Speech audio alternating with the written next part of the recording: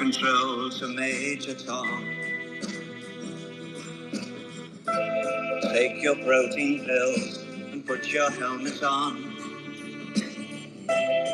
Ground control's a major tom. Commencing countdown, engines on. Check ignition, and may God's love be with you.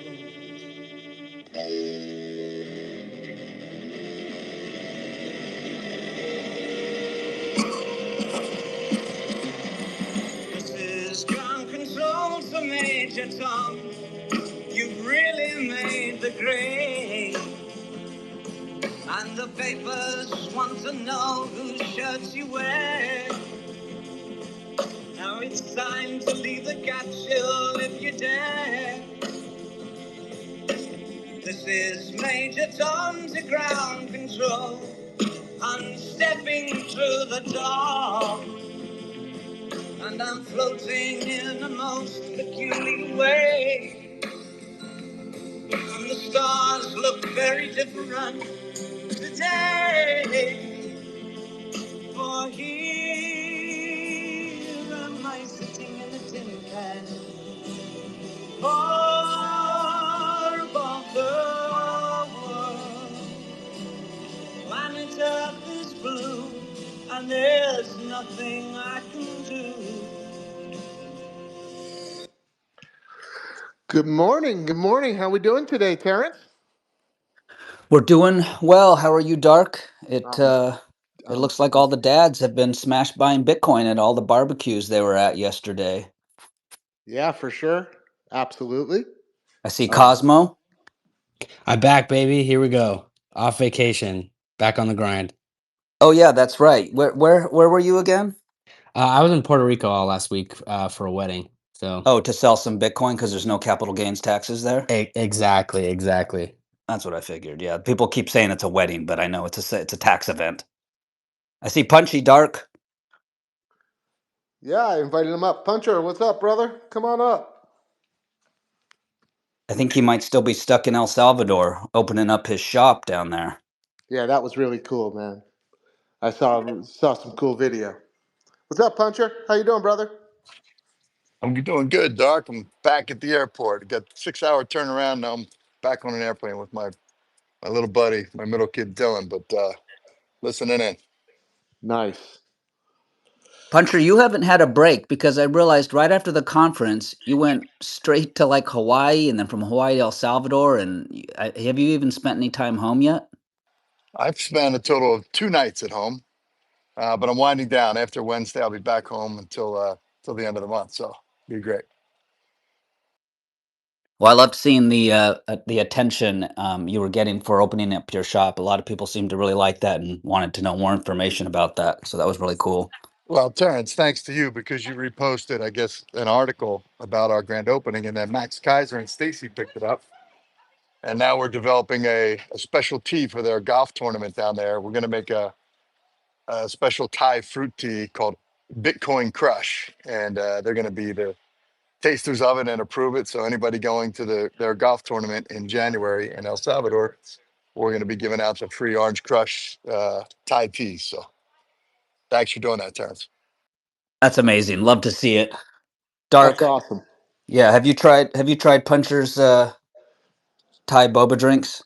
No, I've not tried anything yet, but of course I'd love to. I'm looking forward to my initial trip to El Salvador. We'll get something put together for next winter for sure. Yeah, and you guys are all. Hopefully, my house will be under construction, and it won't. Obviously, I won't be living there all, full time. So anytime any one of my buddies goes down there, the house is all yours, and I truly mean that.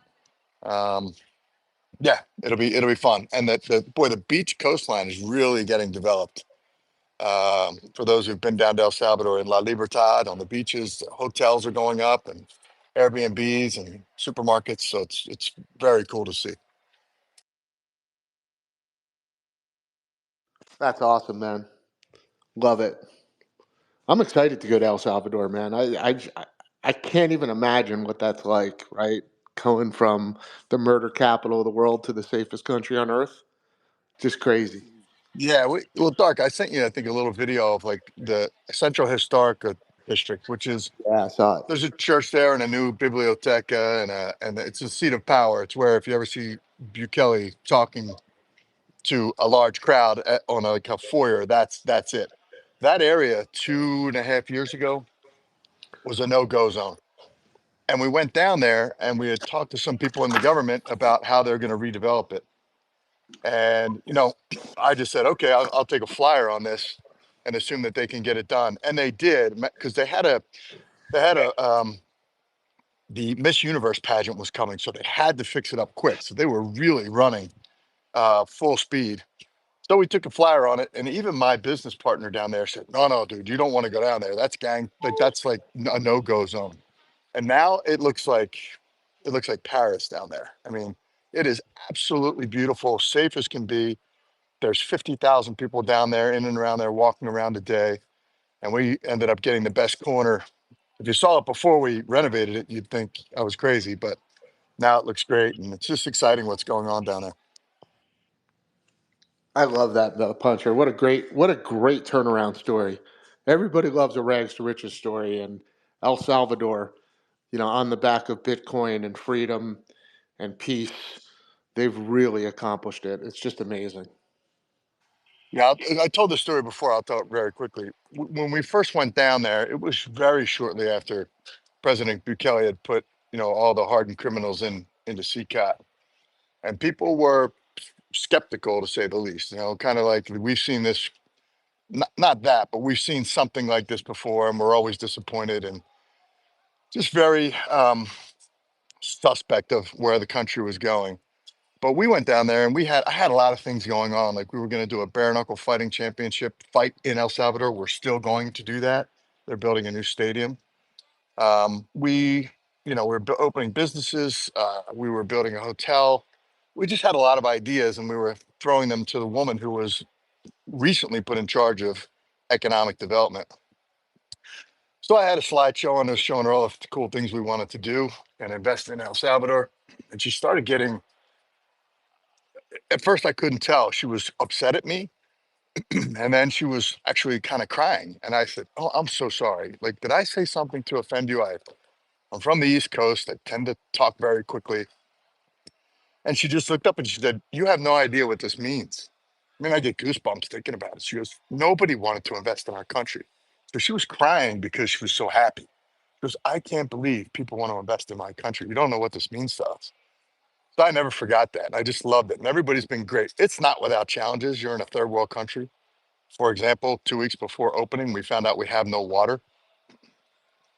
But innovate, adapt, and overcome. We figured it out. We brought in tanks and stuff. So it's not without, I guess, third world challenges, but they're there to help. They're so excited that you're making the investment. Everybody, almost to a person, is just absolutely wonderful. And they're willing to learn too, right? You can bring some tools and techniques and lessons that you learned maybe in business in the US, and they're open to that, which I think is fantastic. That's amazing, Puncher. I'm sure others will be following. I'm sure many have been reaching out to you as well, wondering either how they can participate or if they're not going down there, physically, how they can invest or help support. But they need pioneers like yourself to show that it can be done and that you can be successful, and it could be a win-win for both sides, for both you as the entrepreneur and but also for the community and for the people. So I think that's so awesome. It's really inspiring. It is. And we just found out we got a full tax abatement for 10 years. We didn't know it, but where we built was inside of kind of an opportunity zone. And I found out at dinner with the Minister of Tourism on Saturday night that, yo, no, no, no, you don't pay taxes for 10 years. So that was kind of nice to hear. So I'm sure you guys saw Charles Hoskinson selling his Cardano, his ADA, for Bitcoin. Like, as wild as I like to think or creative as my imagination can be, that's the last thing I ever would have dreamed up. And it just is so telling that you have ADA, one of the biggest crypto scams out there, selling their own token to get Bitcoin. It's amazing. And then he's having to reassure his community of ADA holders, hey guys, me selling $100 million worth of ADA. Oh, it won't won't move the market. Don't worry about that. And he's got like now 3 or 4 videos talking about forming his own Bitcoin treasury company. It's like that's more telling to me about crypto than just about anything. You sell your token for Bitcoin. And now we can no longer say that crypto has no utility and has no use case, because now it clearly does have a use case. I think that's the best utility case. So I can no longer say that he's retarded, The use because case he's doing something is really smart. selling it to buy Bitcoin. I mean, Yeah, that's it's a all. fantastic use case. Terrence, that was always the use case. Hey, did you see that he responded to my statement that he wouldn't be allowed into Bitcoin Alpha? He did? No. Oh yeah, no, he reposted my thing. I said, Charles Hoskinson not allowed, no Cardano, and he reposted it, and he's like, these guys are trying to have a no homer. I don't know what he meant by this, but he goes, no homer rule, crazy town. He called it, right? Yeah, crazy town, he called it. What was funny is in Vegas, Mandrick threw this big, it was open to all Bitcoiners, this big dinner at Fogo de Chao. And, there's probably at least 100 Bitcoiners there. And I was there. It was just really fun to see everybody. And in the next room over, right at Fogo de Chao, was Charles Hoskinson and his group. So I think he's been eavesdropping in on us. He's trying to figure out what we're doing that's working and how Bitcoin is going up and Cardano isn't. Yeah, it's kind of funny. I think to pull this back to TradFi, I think that Bitcoin treasury companies are the new altcoins, right? And all that capital is getting sucked into a place where they think they can make even more higher returns and outsized returns. Yeah, which is honestly a little worrisome to me. I think that, everyone's getting a little bit over the skis with the sheer number of these Bitcoin treasury companies. Not all of these guys are going to make it. And so, you kind of look at the big holders like MicroStrategy, and you could see, the guy with the most amount of coins is going to win, is what it's going to end up being, I think. And the rest are going to kind of, the amount of attention they get every time someone joins the Bitcoin treasury train, the amount of attention they get will slowly decrease, and then it'll just be, you know, almost nothing. Cosmo, it kind of makes sense that, intuitively, without thinking it through, that whoever has the most is going to have some competitive advantage. But absent a sort of a gut reaction to that statement, I cannot articulate, or haven't heard cogently articulated, why having 100,000 Bitcoin is better than having 50,000 if you're a Bitcoin treasury company. Like, other than scale, what are you going to do differently that's going to suggest a markedly different valuation?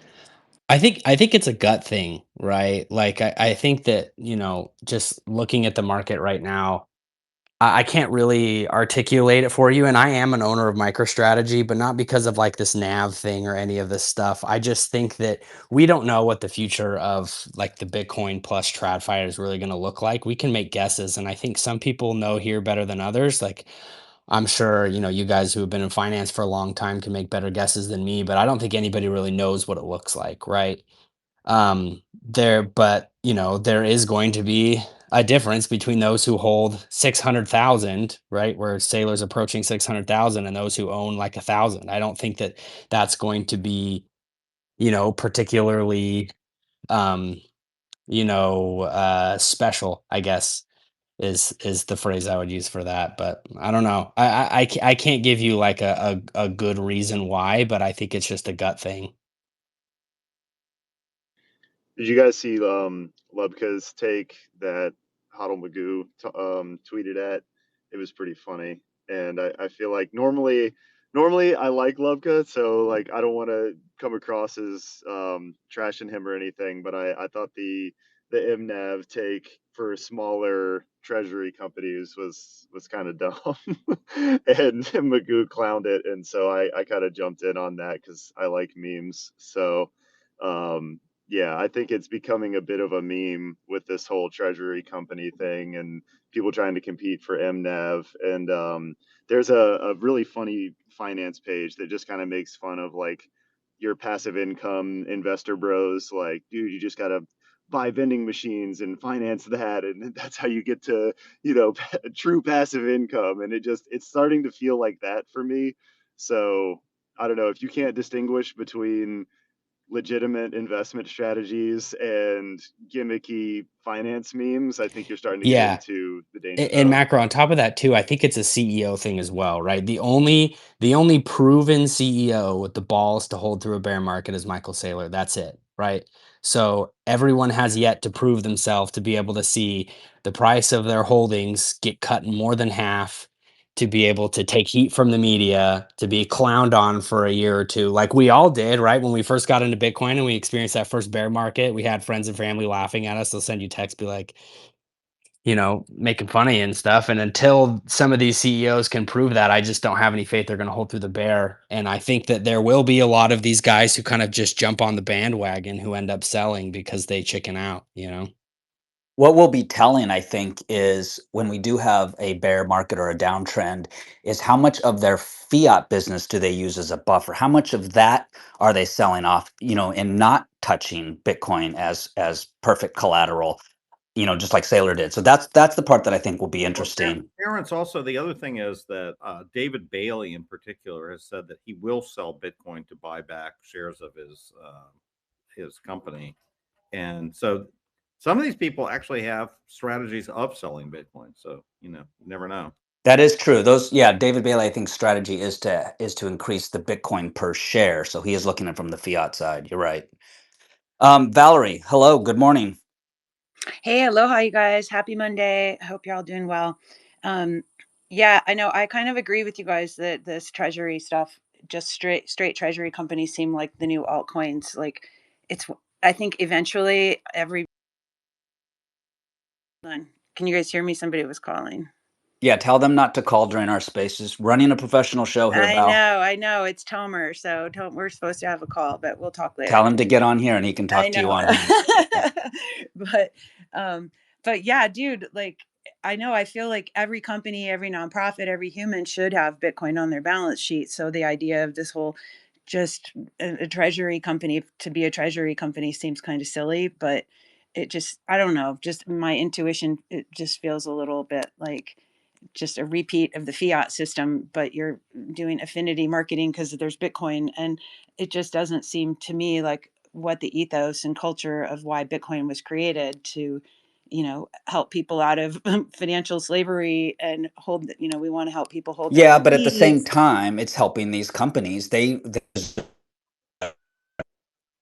money that where they've provided value into an economy. But But what's the I get what value? you're Like saying. what There's Yeah, Tom, I don't get it. well, Like just a well, pick treasury a company in company. and of itself. What's the value of just a plain old treasury company? Not Well, pick somebody who's pick a got a business. company. Pick a company right now that you're thinking of in your mind that has a treasury No, no, no. strategy. There's a difference. So to me, if you're a company that has a business I know, but model, give me an example. Give me an the example of a David company Bailey's new then company. they What do they do besides they're a treasury company?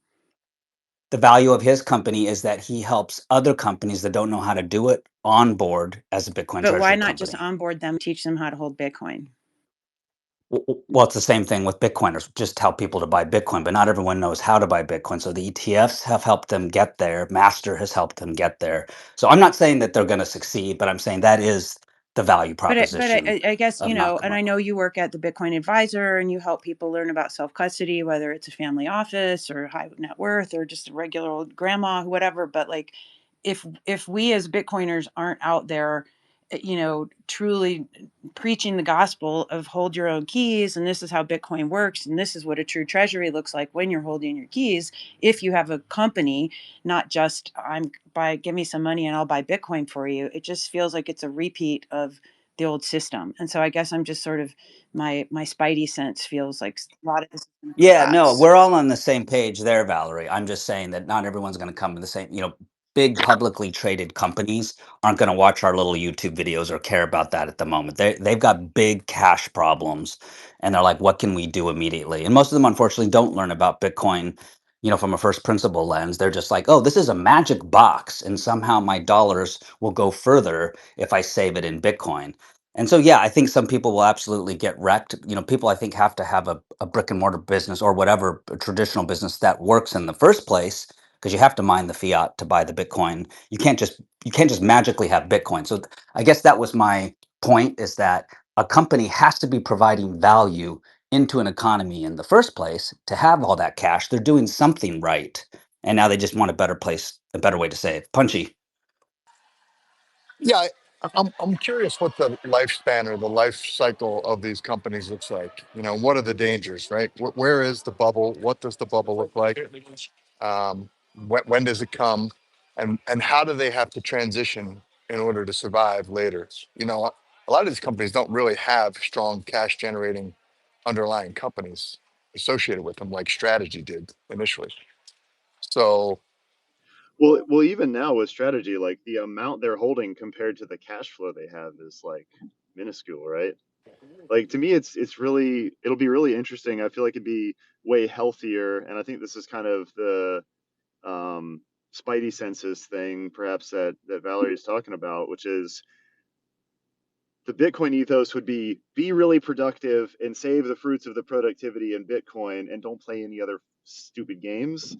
But then when you start issuing all these weird financial instruments and playing financial wizardry with the fiat system to acquire more Bitcoin, that's where people then start to go, I don't know about this. Like, this is all just adding complexity for no reason. And it Well, that's the feels part I less agree principled. with. well, I Yeah, don't and I agree with, but part of that's just me not knowing. Like Dark understands that intimately, and so it's like he can work I don't wizardry and think that's the case.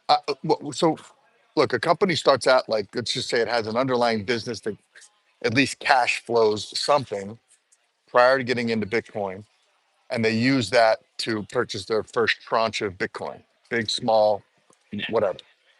At that point, as a public company, they can start issuing financial instruments to raise the capital to acquire more Bitcoin. I think that's the phase we're in now, where that's the goal, right? The financial engineering occurs in different forms. And then this is where Dark understands it way more deeply than me. That kind of helps them regulate the market or make the market around their Bitcoin strategy healthier while allowing them to acquire more Bitcoin through those financial instruments. But at some point in my brain, and this is where I'd love to hear what Dark has to say, they're going to have to evolve beyond just this sucking vacuum cleaner that's sucking fiat out of the old system to buy the currency of the new system or the money of the new system, which is Bitcoin. At some point, there's got to be a metamorphosis, you know, like a caterpillar to a butterfly into some other sort of company that produces something. And Dark, am I thinking about this wrong or? Can I just make a point here? It's an arbitrage between the returns that you're getting in Bitcoin, i.e., the 50% CAGR, against the depreciation of base money, which is minus 13%. So these companies are generating a yield. I mean, it's not conventional yield, it's capital growth, but that is converted into a yield essentially captured through sort of depreciating the debt market. Um, MicroStrategy has a huge advantage because it has the collateral. It has 592,000 Bitcoin, about $60 billion worth of capital, and that is key. None of the other new copycat companies have that advantage. So they are able to over collateralize their stride, strikes, and stripes with the collateral holding that they've got. The new companies is just a race as fast as they can accumulate um, gathering Bitcoin, and this is where the sort of the yield to cover or the days to cover their premium. So you're playing a very different game, and I don't think anyone is going to catch MicroStrategy. But at the moment, we're on it's a race to see who can accumulate the fastest. Well, we would Um, say yeah, then that they are more highly leveraged than MicroStrategy because they had yeah. first mover advantage. They had the Mm. underlying company with the 500 million that could purchase the collateral. So they're running behind. But I understand the strategy, right? You're taking dollars out of the market at a low percentage, betting on the Bitcoin CAGR at a high percentage. That's the arbitrage. But at some point in the future, the ability to do that as more of these companies proliferate and Bitcoin becomes more expensive and more scarce, what do you do then? Like, what's the end game after this phase of the evolution of these companies? I Yeah, guess I agree with I Sailor that. think would. at the Yeah. end of the Oh, day, sorry. I just that's kind of where I'm at as a businesswoman and entrepreneur. Like, you can't just, this is a game, you're just playing financial instruments games, and you need to provide some other different value to the marketplace. And I think, obviously MicroStrategy had an underlying business, and then now it's accumulating Bitcoin on top of it. You're looking at what Grant Cardone is doing with his real estate plays and having some Bitcoin integrated. And so you're also looking at, I remember, Terrence, you and I talked about doing fundraising for filmmaking, and what if 10% of the funds sat in Bitcoin for a little while, because it takes years for production, et cetera. So when there's a business model that you're using, I think that makes a lot of sense. But I do feel like there's going to be a lifespan that could be blown up, pretty quickly, with these companies that are simply just using, just here, I'm a Bitcoin treasury, that's all I do. And so I don't know, maybe I'm wrong, Yeah, but I no, think in terms of how do we add value to the world, not just play financial instruments games. I think that's a good assessment, Val. And I maybe I'm simplifying things, but I just feel like it's just like individuals, like whether you're a company, an entity, a government, whatever, it's all the same. And not every individual is going to learn deeply about Bitcoin. Some are going to leverage, some are going to borrow, some are going to, short it, some are going to do options. Everyone's going to do different things, and they're all here for different reasons, with Bitcoin simply being a financial tool for some. So I guess, yeah, we'll just have to see what they do. I think it's all good for Bitcoin. Because at least we're now talking about Bitcoin, we're not talking about anything else other than Bitcoin. And I do like that a lot of these treasury companies are bringing some pretty based, knowledgeable Bitcoiners who have educated many of us on board. So I think it's helpful. But yeah, anytime there's like this type of euphoria, and we see it every cycle, and we've learned we got to be careful. That's all. I'm I vigilant. think we are yeah, a light lot of years us have away from that. PTSD up here. Yeah, but I think we're light years away from that euphoria phase. I don't even think we're close at all. Google Trends confirm that, Puncher. It's still really low Google searches, and I feel like that's always kind of a top indicator is when the Well, Google that's because search we're using trends. Alta Vista now, Matt. We're not using Google search anymore. Yeah, Oh Alta shit! Vista is How do I check their superior. trends? Can you send me a Yeah. link? Let's see. We I'd love to get Darks. I'd love to get Darks. I kind of laid it up for Dark. I mean, that financialization games, quote unquote, that Val is saying. I think you could build a pretty impressive complex around a public company for the foreseeable future while you figure out what you want to do. But what do you think, Dark? Uh, Can I chime in real quick, Punch? I don't know if he's here. Yeah, Have we lost Dark? He hasn't been able to respond for the last three or So, four so I times. agree. I'll just say this real quick. I agree with Valerie because I've had a situation where you got to think of this, right? Okay, you've got it as an intangible asset on the balance sheet. And when I think of this initially, when Sailor was starting to basically stack, I was like, okay, well, what are you doing, right? You can't sit here and claim this as necessarily an investment in terms of, so in a publicly traded company you typically will go buy like MBS and things like that. If instead of just holding straight cash, you hold cash, but you also hold other investment vehicles, CMBS, whatever. Um, however, these companies, like I look at one like Similar, for example, right? Not to just knock them, but they have a lot of Bitcoin, yet they do not produce an actual earnings that's much of anything. Sailor's trying to create products around this, and let's be honest, MNEV is new. This is something that was developed. It's a new metric, right?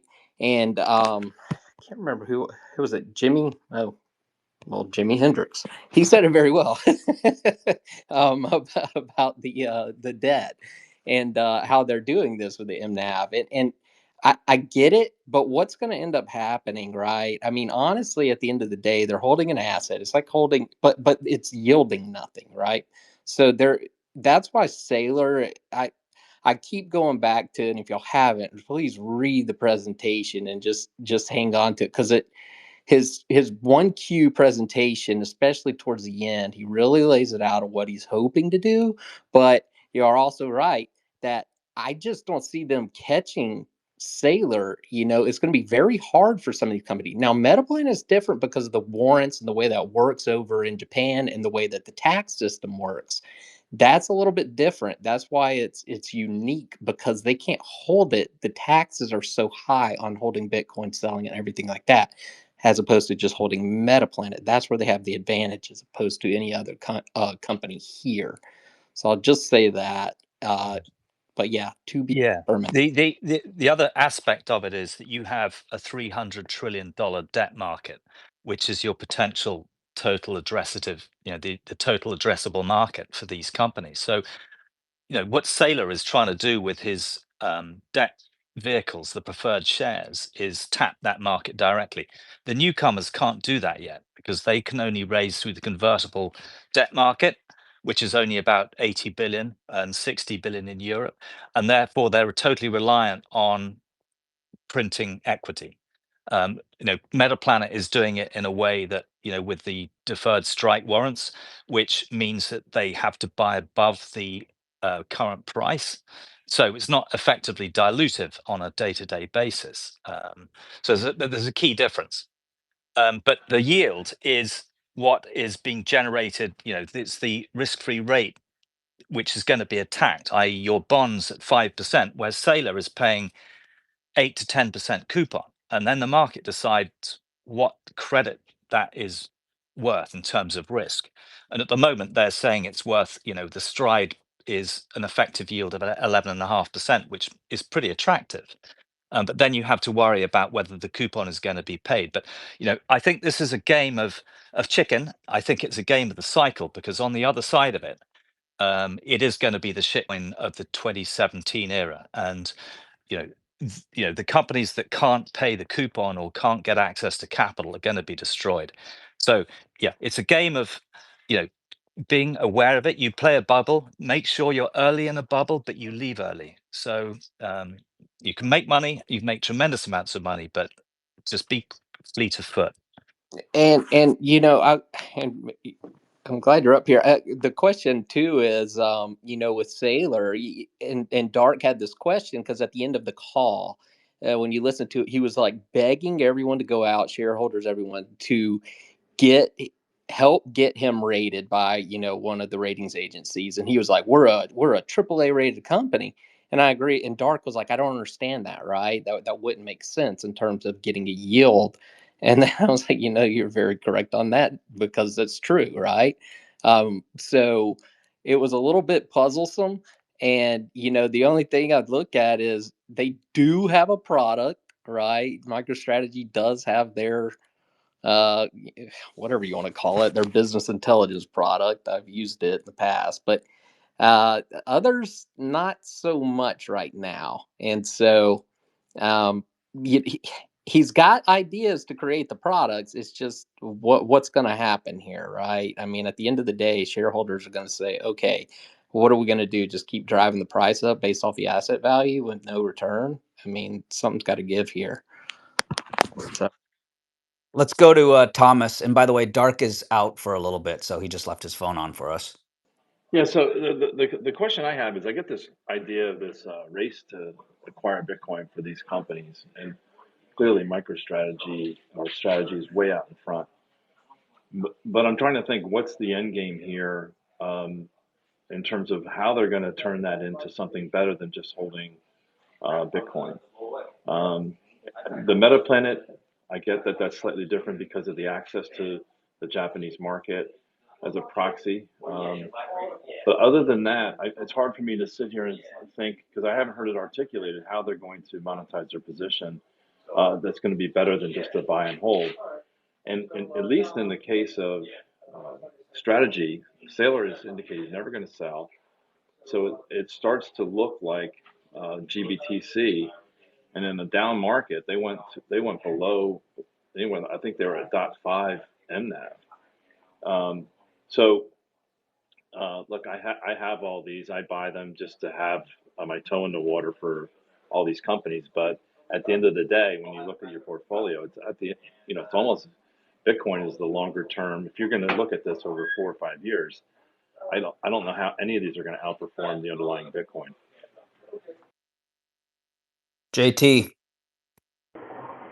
Hey guys, I'm driving. Can you hear me? Okay. we hear your car more than you, but yes. Okay. I'll try to talk loud. So, good discussion. I'll just offer this. Um, and Terrence, I think you kind of touched on this earlier. This is an emerging market. It's probably the most confusing and most interesting emerging market in modern human history. And so everyone's trying to figure out what to do with it. And so, everyone's going to get Bitcoin for different reasons. And, the treasury model is now becoming popularized, but it has a bunch of different functions that companies can use it for. And I'll just use a quick example. If you compare, let's say, Strategy and Michael Saylor to Subway, the sandwich shop, okay? And Subway starts looking at Bitcoin and says, okay, this asset looks good. Let's add that to our balance sheet. They might just sit there and just do that and just hold Bitcoin and keep it in their treasury, and that's it, because they realize it's better than fiat, and they can just keep selling sandwiches and have some Bitcoin, and that might get them into the next phase of evolution of the world of work and commerce and money.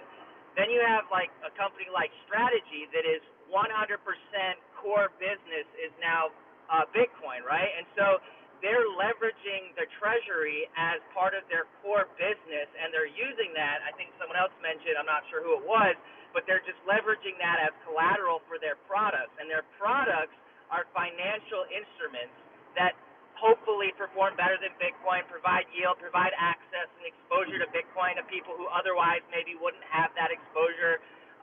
And so it just depends on the business and what that business is trying to do.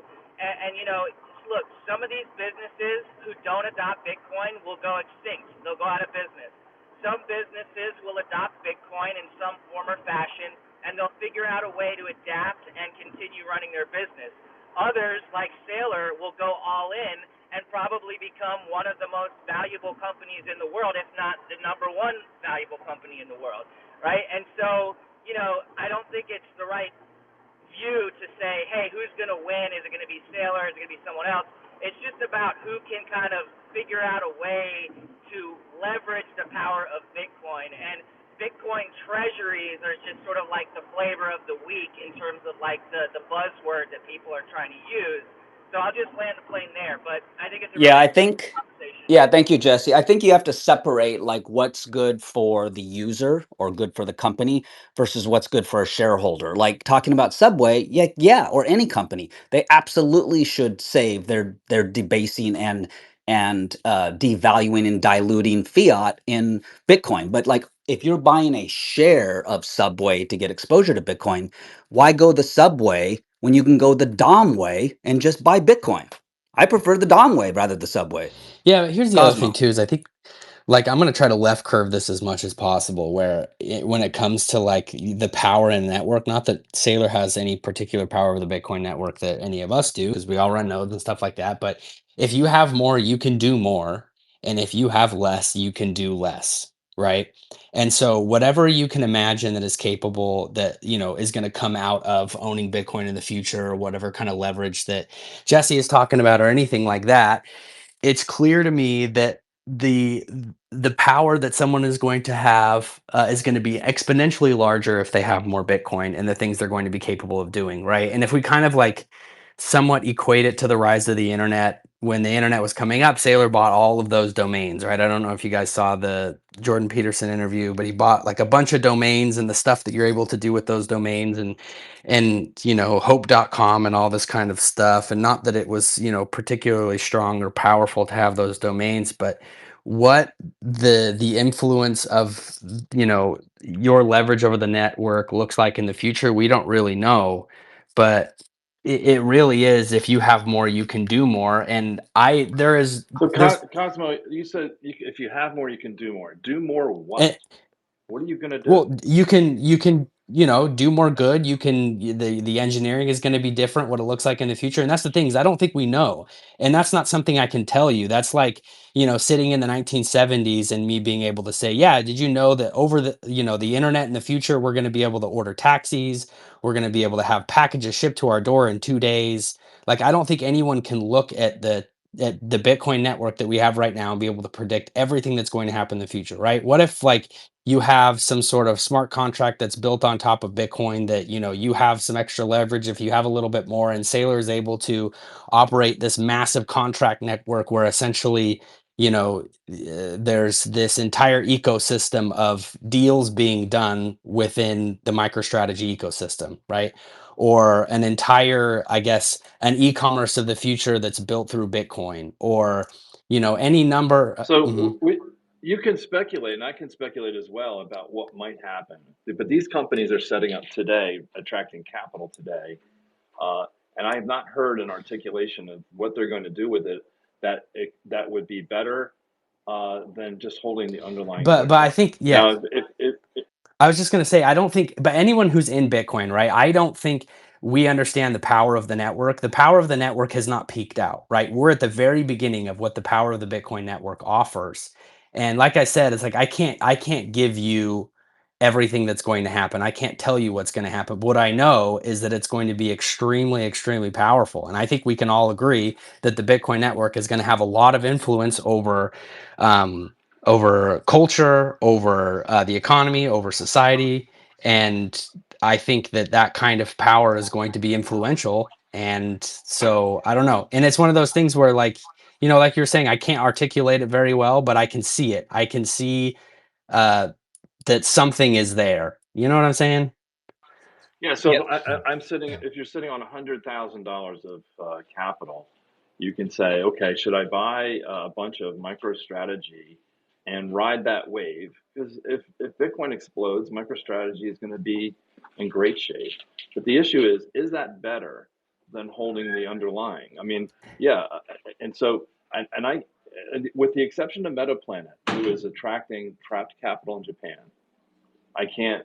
I have not heard an articulation as to why these Bitcoin treasury companies. Because Yeah, no, I agree with you, Thomas. It's not better than Bitcoin, straight up, and I'll Hey, and I'll jump on that too. It's definitely Yeah. not better than Bitcoin, but Yeah. I It don't is. think Yeah. I don't think that Yeah. there is like an argument for Nav here. And I put out a tweet a couple of days ago. I do not care one bit about Nav. I just don't. I don't care. I think what's going to happen is the value of the company is going to have more to do with the influence over the network and the power they have within the network than some sort of, whatever price to Nav thing going on. But I agree with you, Thomas. Like, definitely it's better to hold the underlying 100%. Let's go to David. He's patiently had his hand up. Hi, Terrence. Hi, everybody. Yeah, just something there seems to be a subtext, and maybe I'm wrong, but when we talk about all these Bitcoin treasury companies, that we're going to have a bear market that looked like previous bear markets. And one thing I learned from Dark, which I thought was really profound, is that the previous bear markets in Bitcoin weren't traditional bear markets, they were crashes. And so, with all the financialization of these treasuries, I think, we think they're going to go down the garbage disposal. But if we never really have a crash, the likes of what we've previously seen, given the previous immaturity of the asset, we will have bear markets. But I just think the next 8 to 10 years look a lot different than the previous 8 to 10 years in terms of the volatility. We're still going to have bear markets, but if we consider previous bear markets as actually crashes, you know, the bears coming up aren't going to be like the bears of the past. They're not. They weren't even bears. They were crashes. And it's not Saylor's fault. I've said this before. His name is Michael Saylor, and for some reason, people with the name Michael, they're just based and they love to buy Bitcoin.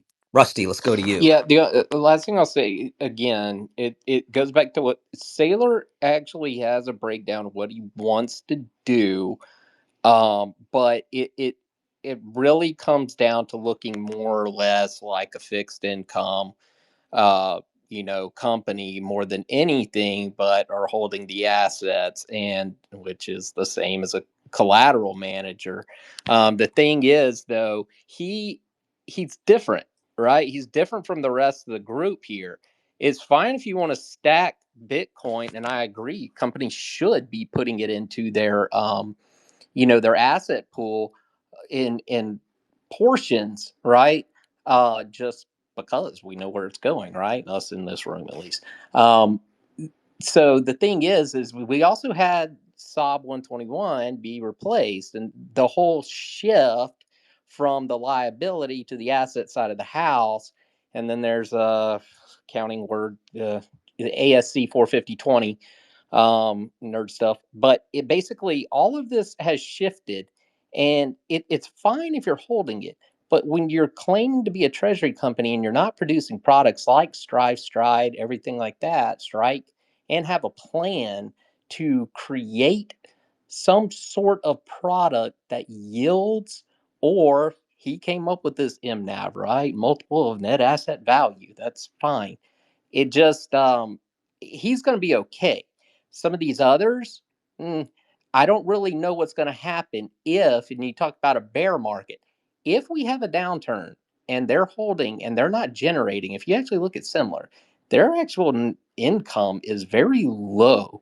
Sailor and them actually produce somewhat of an earnings off of their actual products, not Strive, Stride, Strike. Okay, I'm talking about his actual company before it was a Bitcoin holding company. Others, not so much. So it is to be determined. And you guys are right; it's a concern. But I look at Metaplanet, I look at Master, and I'm like, okay, those make a little sense for now as long as they can hang around. But the others, oof, I don't know. We'll see. I Toddy, what do you got? Yeah, so I had a question. I forget who was saying it earlier, but the statement around the cycles breaking and with all these holding companies buying all the Bitcoin, I don't see. I mean, maybe the cycle elongates and we don't have the 4-year one anymore.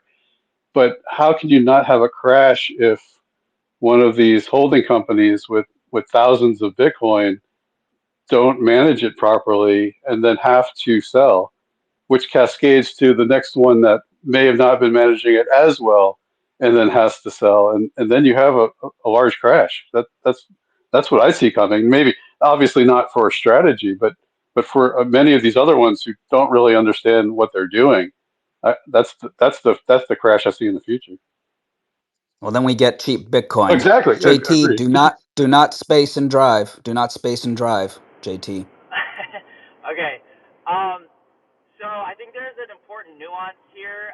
First of all, just to respond to the last person there, I don't think that's going to be a problem just because the law of big numbers, and as Bitcoin continues to proliferate out, you just continue to have resilience, right? So other companies are doing things and one fails as long as you have enough companies doing okay. And I think there's a mitigated risk there. The nuance that I wanted to mention is we're using the word like Bitcoin treasury company, and I think that's a little dangerous. Again, I think that's just the buzzword right now. I think the distinction is, do you have a Bitcoin treasury? Yes or no?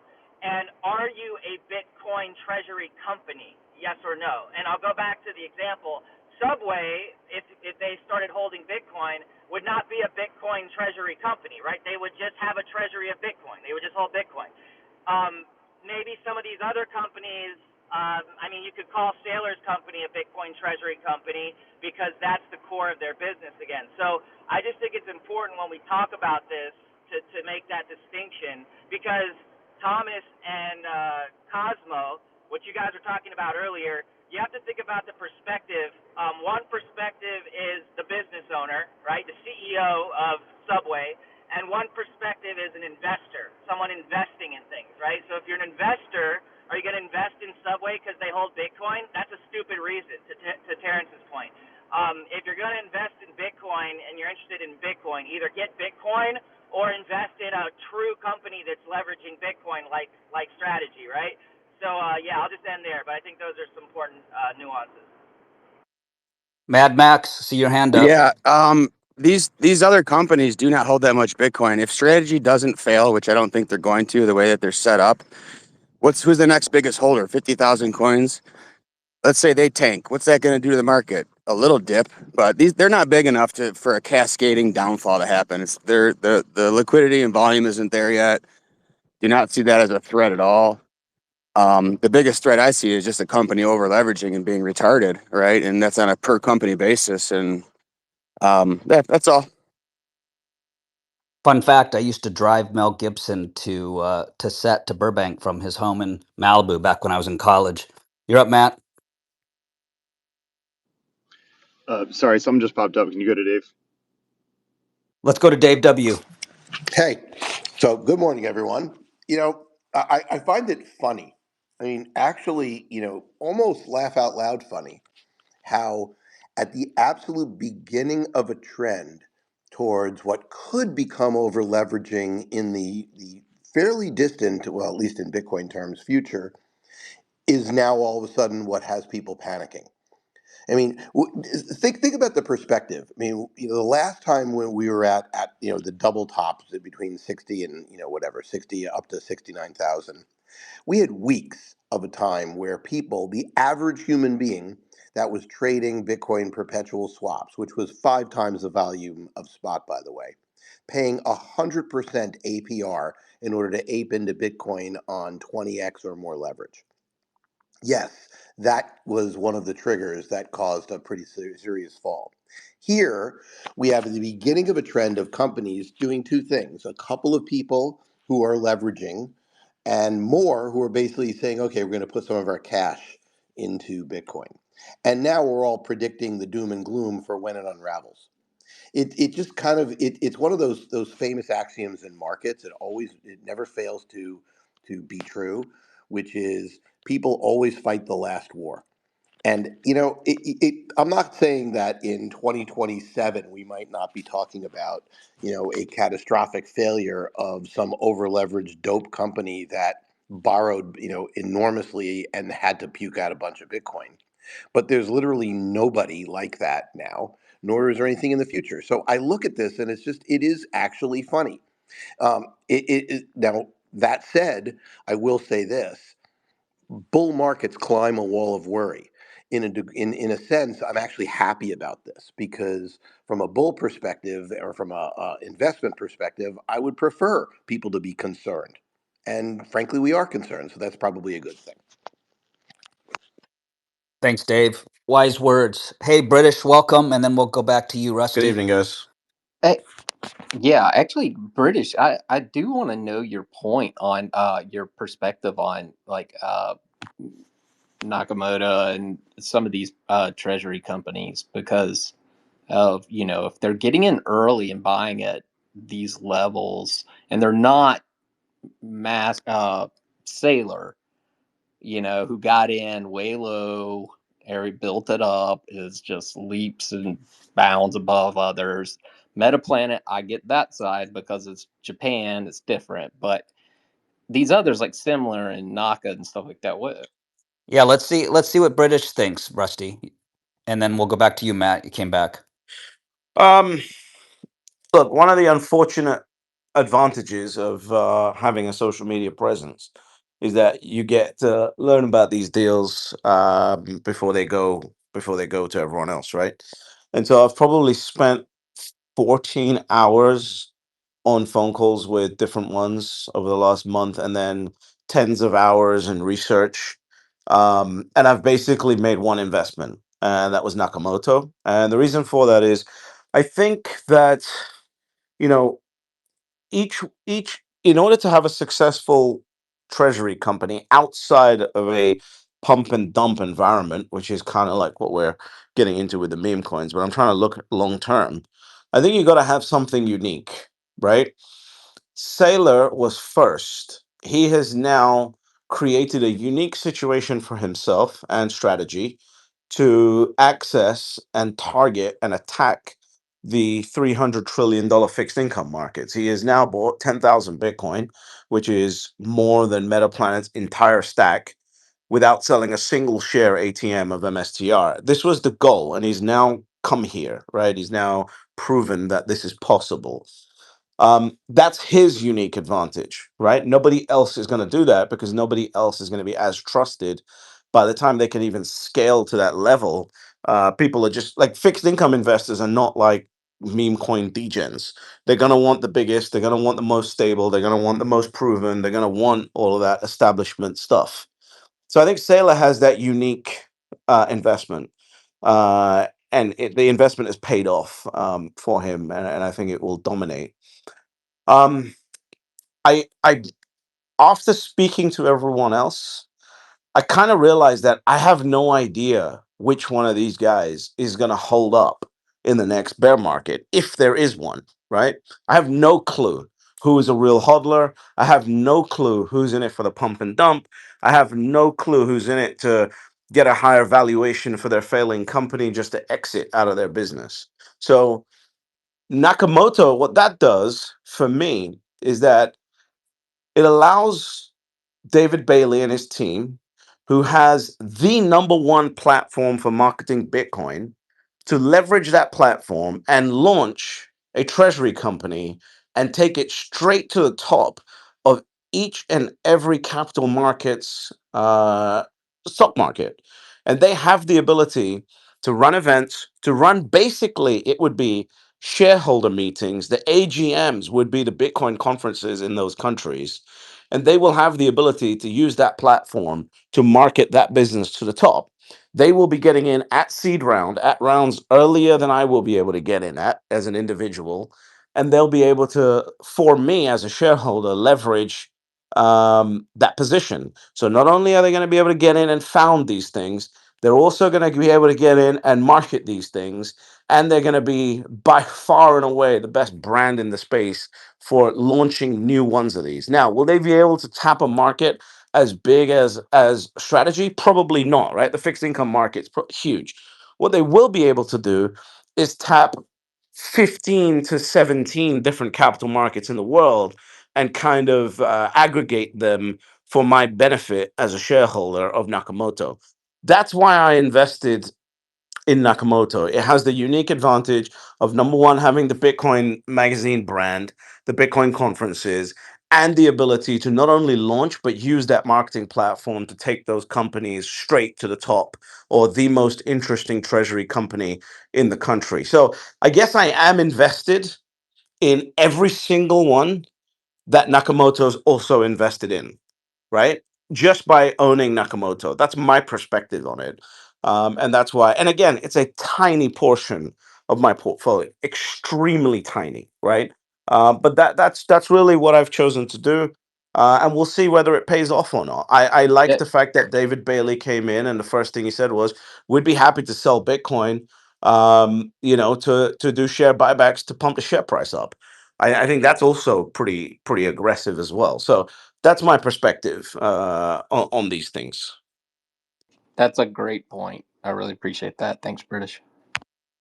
Yeah, good point, British. Thank you. Plus Nakamoto, I think it's someone's last name. It's familiar. You're up, Matt. Yeah, no, I just wanted to go back really quick to where some of us are talking about just some of the potential issues with these things and trying to almost project back what's happened in the past. And I feel like that's just not necessarily a good move to do. I know there's always a tendency to fight whatever the last fight was or to be worried about whatever the last quote crisis was. And I think a lot of people do have that PTSD from BlockFi, Celsius, FTX, all of that stuff, and it's just so different when it is publicly traded versus what was, let's just be honest with ourselves, kind of on the fringe. And I feel like a lot of people are just assuming that because FTX collapsed gloriously and Terra Luna and Celsius and BlockFi and all of this crap happened last time, that the treasury companies will just automatically have the same kind of glorious blow up. And it doesn't necessarily have to be that way. And I feel like you could do yourself a disservice by trying to project the last crisis onto the future. So I would just kind of advise people to maybe look at each of these as an individual company versus as a block of things that are all going to have the same issue. Because if they all have different structures and different people running them, they're likely to all have potentially different risk factors. Yeah, that's a good point. And the that is why we're trying to be vigilant and careful, right? With all of the centralized finance scams of BlockFi and Voyager and FTX and all that. But the irony is that they had the anti-Bitcoin treasuries, right? Like they just weren't holding the Bitcoin. That is the whole problem. Dave. Yeah, that was exactly what I was going to say. I mean, the problem in the case of Celsius and the case of Voyager was very specific. That is, when they started, you could profitably lend out Bitcoin to arbitrageurs who were making piles of money because there were different prices between the various exchanges. And if you didn't have borrowed Bitcoin, you couldn't do anything about it because it took 40 minutes to transfer from one to the other. And so these arbitrages, I mean, we're talking hundreds of dollars at a clip when the price was much lower. So it was very substantial. And then they were willing to pay for it. The problem that people failed to see is when Fireblocks convinced all the exchanges to allow inter-exchange transfers as long as it was on the Fireblocks network within less than a minute, then all of a sudden the demand for borrowing Bitcoin dropped dramatically. And so you could no longer get the yield that you were giving to your customers just by being an agent lender. And so what did they do? Well, they did different things. In the case of Voyager, they elected to give an unsecured line of credit to a hedge fund. We all know what happened there. Kaboom. In the case of Celsius, he elected to become a big prop trader.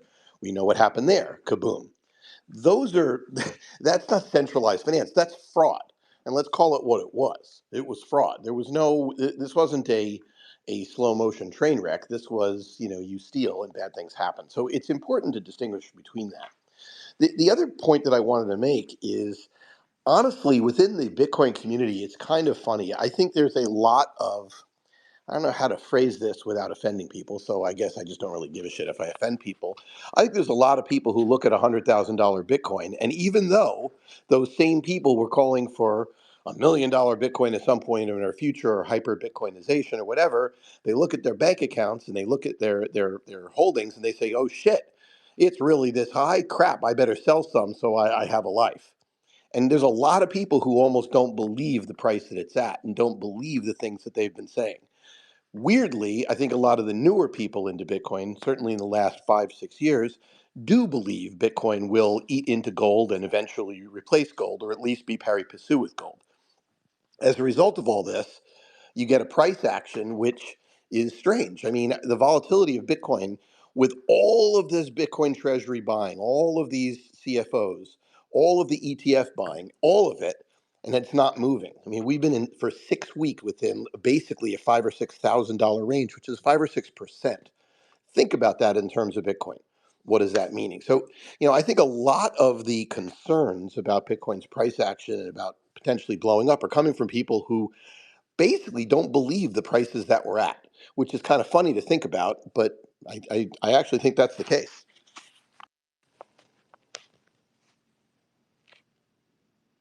I think Terrence is having some technical difficulties over there, but yeah, I think that's interesting. And to your point and the point made earlier, I don't think we see a crash like FTX. I don't think this is that kind of crash, and that's not something that I am expecting.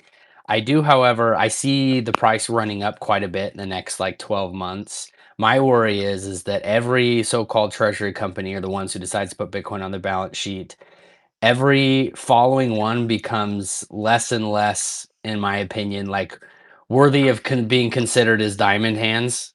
And so, the last 10 or so that end up coming in that buy Bitcoin, I can guarantee you, as the price drops from, let's say we hit like 200, 250, and the price drops down to like 175, 150. I think those are the ones that are going to be at risk of really losing their shorts and kind of doing, what we all did our first go around here in these cycles, and kind of buying high and selling low, and really, messing up on that trade. But Yeah, I think that's right. I mean, can you hear me, by the way? Because I'm yeah, trying to I can mute hear you. it's not letting me mute myself, Yeah, which is perfectly. weird. So I made Spaces It is that was just doing that it's to me super too, glitchy. I'm Dave. getting a Yeah, bunch of messages. Same It's here. really glitchy right now. yeah. Yeah, I had to leave and come back, I so I may was do having that, but problems there's too. one point about that I think is important, and I think it was Jesse, but I'm not sure. on one of previous spaces that it's really, really important to distinguish between Bitcoin treasury companies, i.e., a company whose business model is to sell equity or sell debt in order to buy Bitcoin, and companies where I think the vast majority of companies who have positive cash flows, who are sitting there with money in the bank and money in treasuries and are saying, okay, what do I do with it? And those companies decide, you know what, I better start putting a fairly substantial amount into Bitcoin to preserve the value of this. And the real trade-off, and this is something that you have to understand this from a CFO point of view, in public companies, the real trade-off is, do I buy back stock, my own stock, or do I put my money in treasuries, or I put my money in Bitcoin? And all of a sudden, when those conversations become routine and people start coming up with actions, that I don't know that you'd call it diamond hands. It will play out in the market as long-term holders. So yes, but that's a safe thing. That's not the kind of thing that's going to cause massive ups or downs or increased volatility. The volatility we're worried about is from those who are going to sell debt or basically leverage themselves to buy Bitcoin. And those ultimately there's going to be a group that's going to do that right at the next Pico top. And that's going to cause excess volatility. There's no two ways about it. That is an always thing.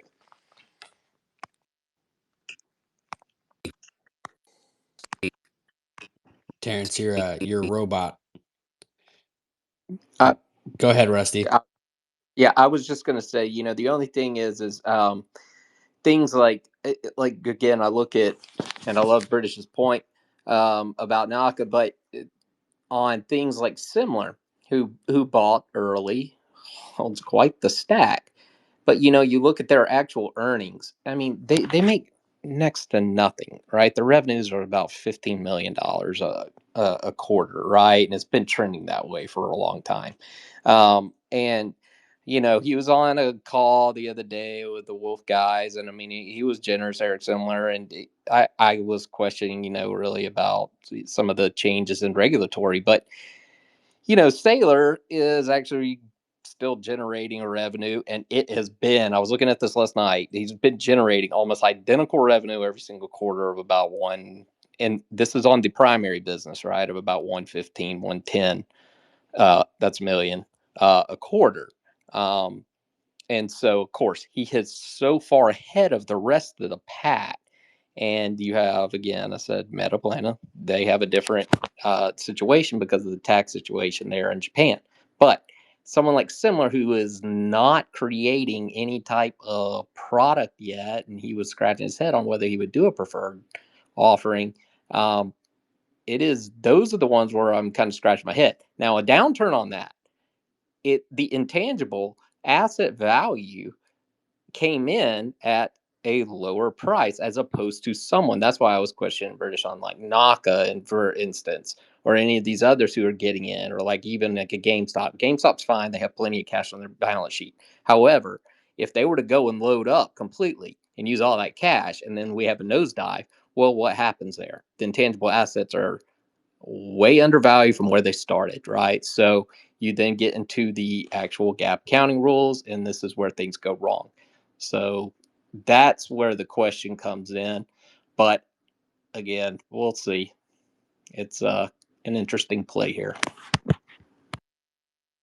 I don't see any hands, Cosmo. We But I'm got him. We back. got you back. I don't see any hands either, but I might be glitching out. And No, Dark. Oh, sorry. I was just gonna check in on Dark. But Dark, if you don't talk, I'm gonna guess you're still out making a sandwich or something. Go ahead, Matt. that's a big sandwich. He's been working on that for like an hour. Yeah, I just wanted to kind of add into what Rusty was just talking about, which I think this actually kind of goes back to one of the topics that got a lot of coverage earlier this month during the conference when everybody was talking about proof of reserves and whether or not it's actually important. And I made the point back then that I don't think it's actually all that important for people to do proof of reserves if they're a productive company that's just making stuff and then putting their excess cash into Bitcoin and holding it. People don't care nearly as much about whether or not they prove what they hold versus some of these treasury companies whose basically sole purpose is to give people exposure to Bitcoin, or in Michael Saylor's case now, I guess the exposure to the volatility of Bitcoin through the various instruments he issues. It's a way more important conversation to have for those companies, I think, versus if you're just making widgets of some kind and you have a cash flow every month that you're putting in and you're not doing any leveraging of any kind, whether it's with selling, debt instruments or equity or whatever. So I don't know. I think it's relevant, and I feel like the topic just kind of got dropped because so many other things pop up subsequently that we move on to a new thing. But at least right now, while we're talking about this, I'd be curious to know what you guys think. If it is just a company that's productive and at the end of the month they're just stacking their extra cash into Bitcoin and not really doing anything else, would you even care to see their stack and whether or not they had proof of reserves if you were going to hypothetically invest in them? Or does it only matter if the whole purpose of them is to be a Bitcoin treasury company, or do you not care either way? I will always go back to yes, I think they should, and the only reason is, and I know other people differ, is because you can look at a CUSIP on any type of MBS held in the asset side of the house, in the capital world of Alco, on a balance sheet, right? And that's nothing. It doesn't do anything. It just goes, oh yeah, that is a legit situation. That is a legit investment they have that is generating some sort of revenue or income rather, and it's classified differently. But that aside, it goes into what you're talking about. Are they generating any type of revenue? When I was talking to Eric Similar and he was explaining himself, there were a few people in there listening. It was interesting to hear. He put Natalie on his board because he seemed a little bit confused. He just kind of started stacking in 2020, 21, and loaded up, and now he's sitting on this pile, but um at a good value. However, I don't think he wasn't sure what he wanted to do with it. Wasn't sure what he was going to do next with it. And if you look at the actual product he uses, the actual company itself, it's some sort of proprietary heart monitor situation. I really don't know, and I'm not gonna get into it because I'm clueless on it. But and I'm not knocking the company at all, right? At all, zero. That has nothing to do with it. But he did state in that call, we are a Bitcoin treasury company. And I was like, okay, well, what's next, right? As opposed to someone who sees it differently. British had a good point about Naka and having all the promotional material to be able to go and generate this stuff. And Saylor, and I put all this stuff in the purple pill. He has a plan. He has a complete structure of all these products for future use. And I mean, it's going to happen. But and, I don't know. We'll see. Yeah, Matt, I think I'm sort of more aligned with the way you're talking about it. And Rusty, I mean, I understand what you're saying, but it feels to me like you're maybe getting caught up a little bit in these few examples you're looking at. Like, to me, it's up to the business, plain and simple. It's just up to the business, like and then investors can choose what they want. And we're all going to have to make choices, right, based on what they're telling us. So I think you're right, Rusty, in your analysis there with Semler. But in terms of Matt's question, like, what do we want to see? I just think it's up to the company, however they want to play it. You got private companies, you got public companies. If someone's just putting an asset on their balance sheet, to me, there's no reason for them to have to disclose that, especially obviously if they're private, but even if they're public. So I think it's just going to organically play out, Matt. Well, the Thank you, only thing I'll Stu. say back to that is, why are they not an ETF, right? And that's where it comes down to. Why are they not just holding Bitcoin and giving someone access to it through the vehicle of an ETF? And that's where it's questionable. And again, I'm not knocking any of these companies whatsoever, but you get into the world of public accounting, and it's going to be bad if the asset value is obtained at a much higher price. That's exactly what happened to oh God, the bank that went under out there, Silicon Bank, right? They bought all these 30-year treasuries because they got all these deposits from triple P loans, and then for some reason they bought all these 30-year treasuries. Well, it tanked, and then depositors had to run on the bank, and that was that.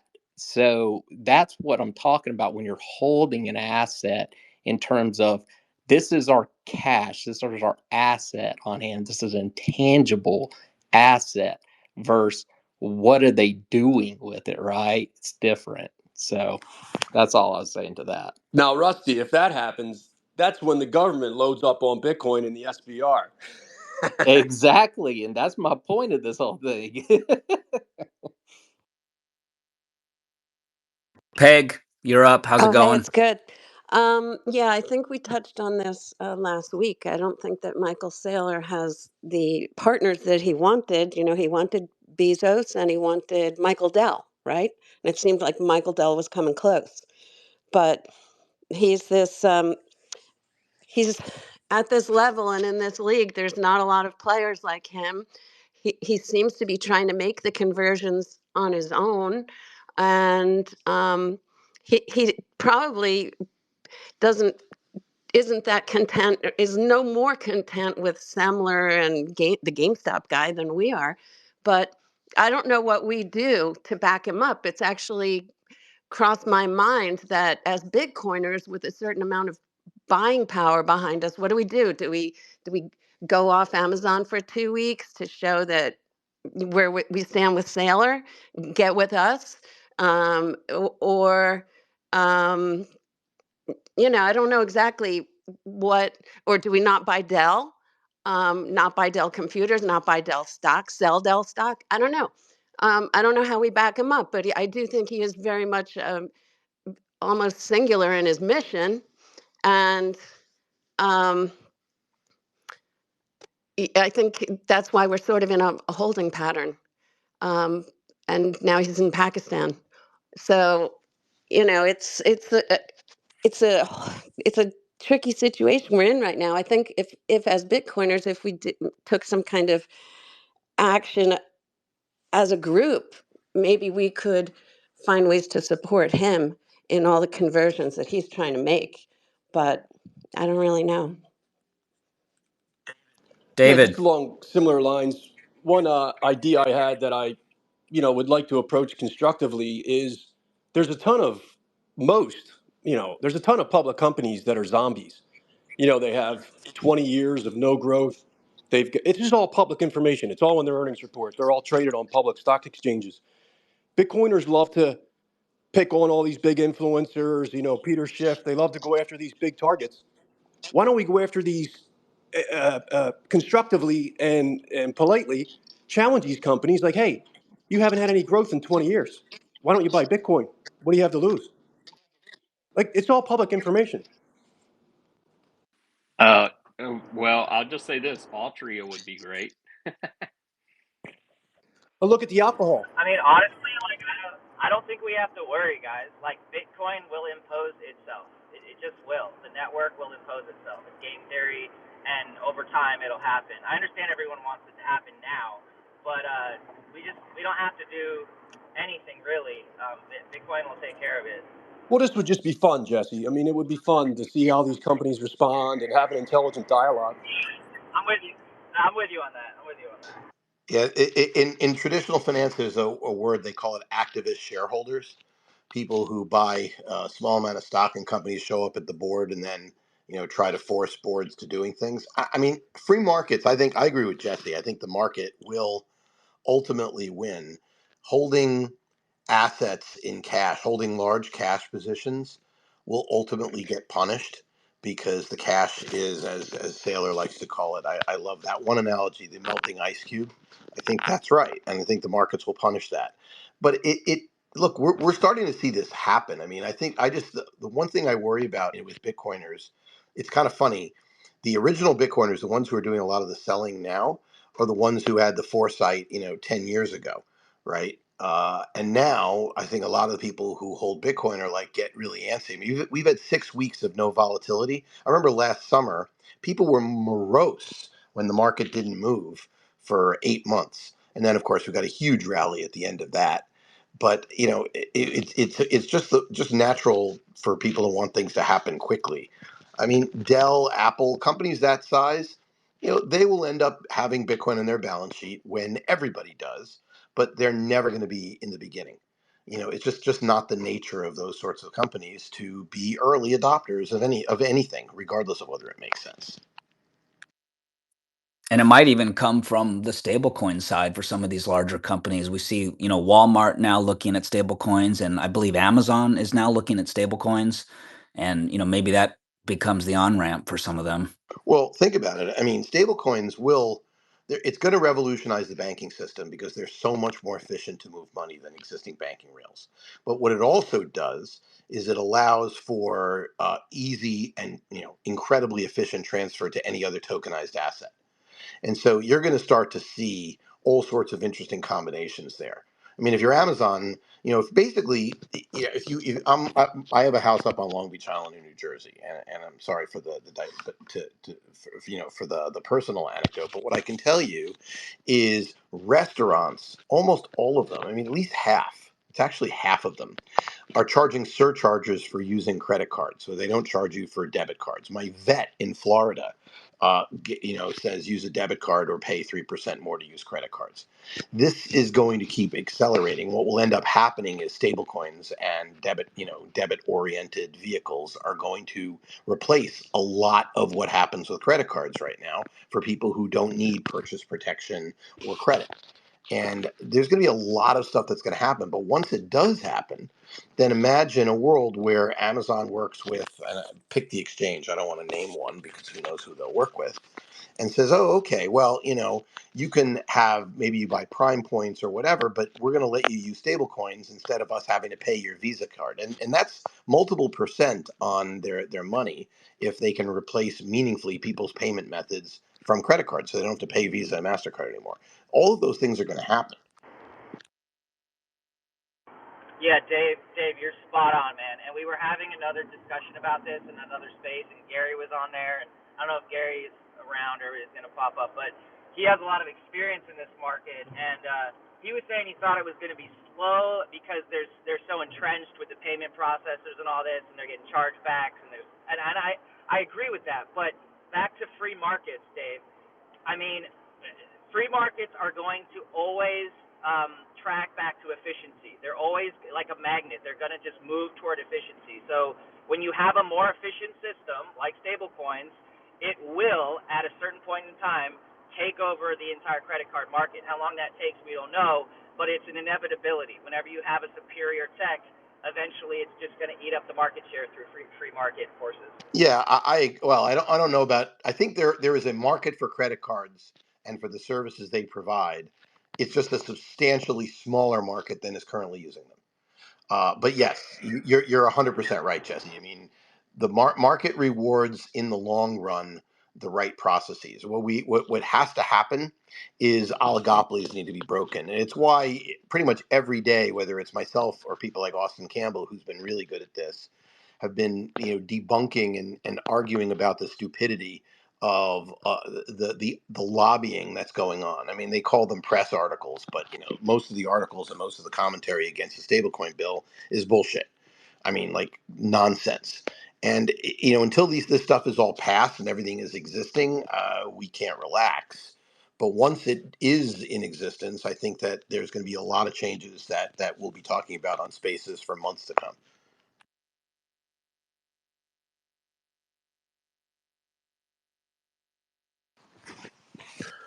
I agree, Dave.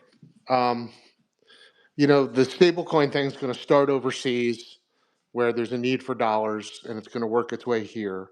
I think industries here in the States that have trouble with chargebacks, so that's gun industry, online gaming, they're going to move to stablecoins first, right? Because it's extremely onerous for them to use credit cards.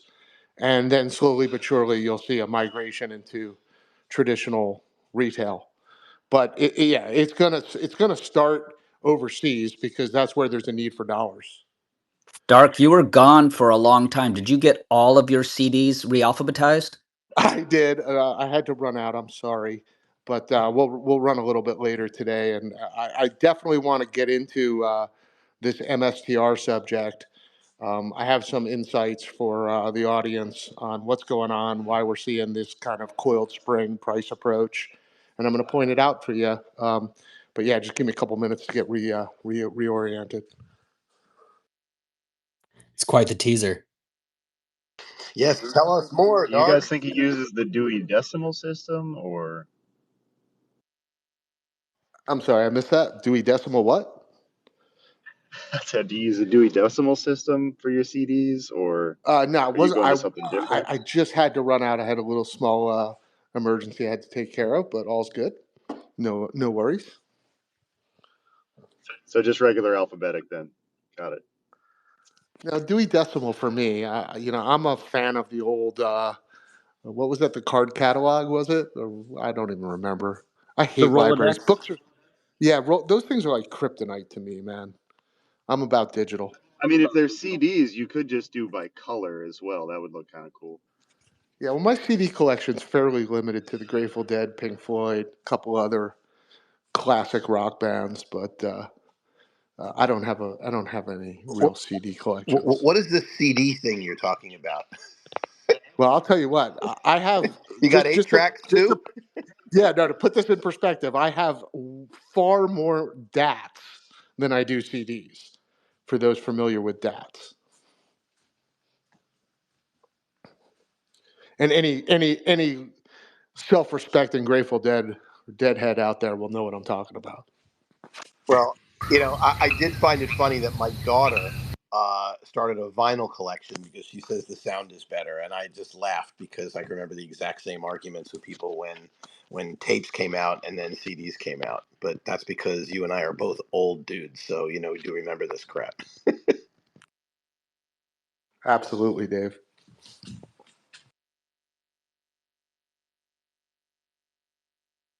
So you going to tell us about your I'll MSTR tell you. theory? All right, let's start breaking it down. So I downloaded this morning a list of MSTY's options positions. Let me just walk through them real quick.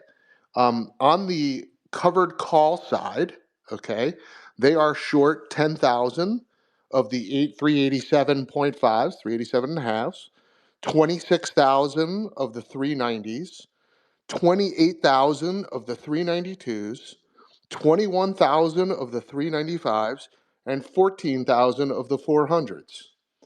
Okay, so that adds up to like almost 99, almost, let's just call it 100,000 contracts, right? At 100 shares per contract, that's about 10 million shares of stock that they have essentially shorted into the market. Now they're long the same 10 million shares, so they're net long, but their options position is such that, and I kind of did back of the envelope math. I think Dave will kind of stand behind me on this. When the stock opens this morning at 387, right up against the first 10,000 shares, but keeping in mind the delta move on all of the options, I kind of estimate back of the envelope that the market makers had, let's call it 500,000 shares to sell. Okay, so this morning the stock opens at 387. There's 500,000 MSTR for sale. Now, if for people who don't think 500,000 is a lot, let's just look at it in dollar terms, right? 500,000 shares at $400 a share, right? That's almost $250 million. So a significant amount of sell pressure. Stock then trades down to 379. The same 500,000 shares has to be bought back. That's gamma trading. Okay, and you saw the stock get to 379 and instantly bounce back to unchanged. So what's happening, right? You have MicroStrategy that's up against a sell wall, and until that sell wall is broken, right, that sell wall exists, and it acts to coil the spring of MicroStrategy. At the point that MicroStrategy breaks through that 380, more, let's call it the 395 number, right? I think at that point, we will see that Misty traders roll their short calls higher. So in other words, if you're short the 387s and the stock's trading 400, well, there's not a lot of juice left in those.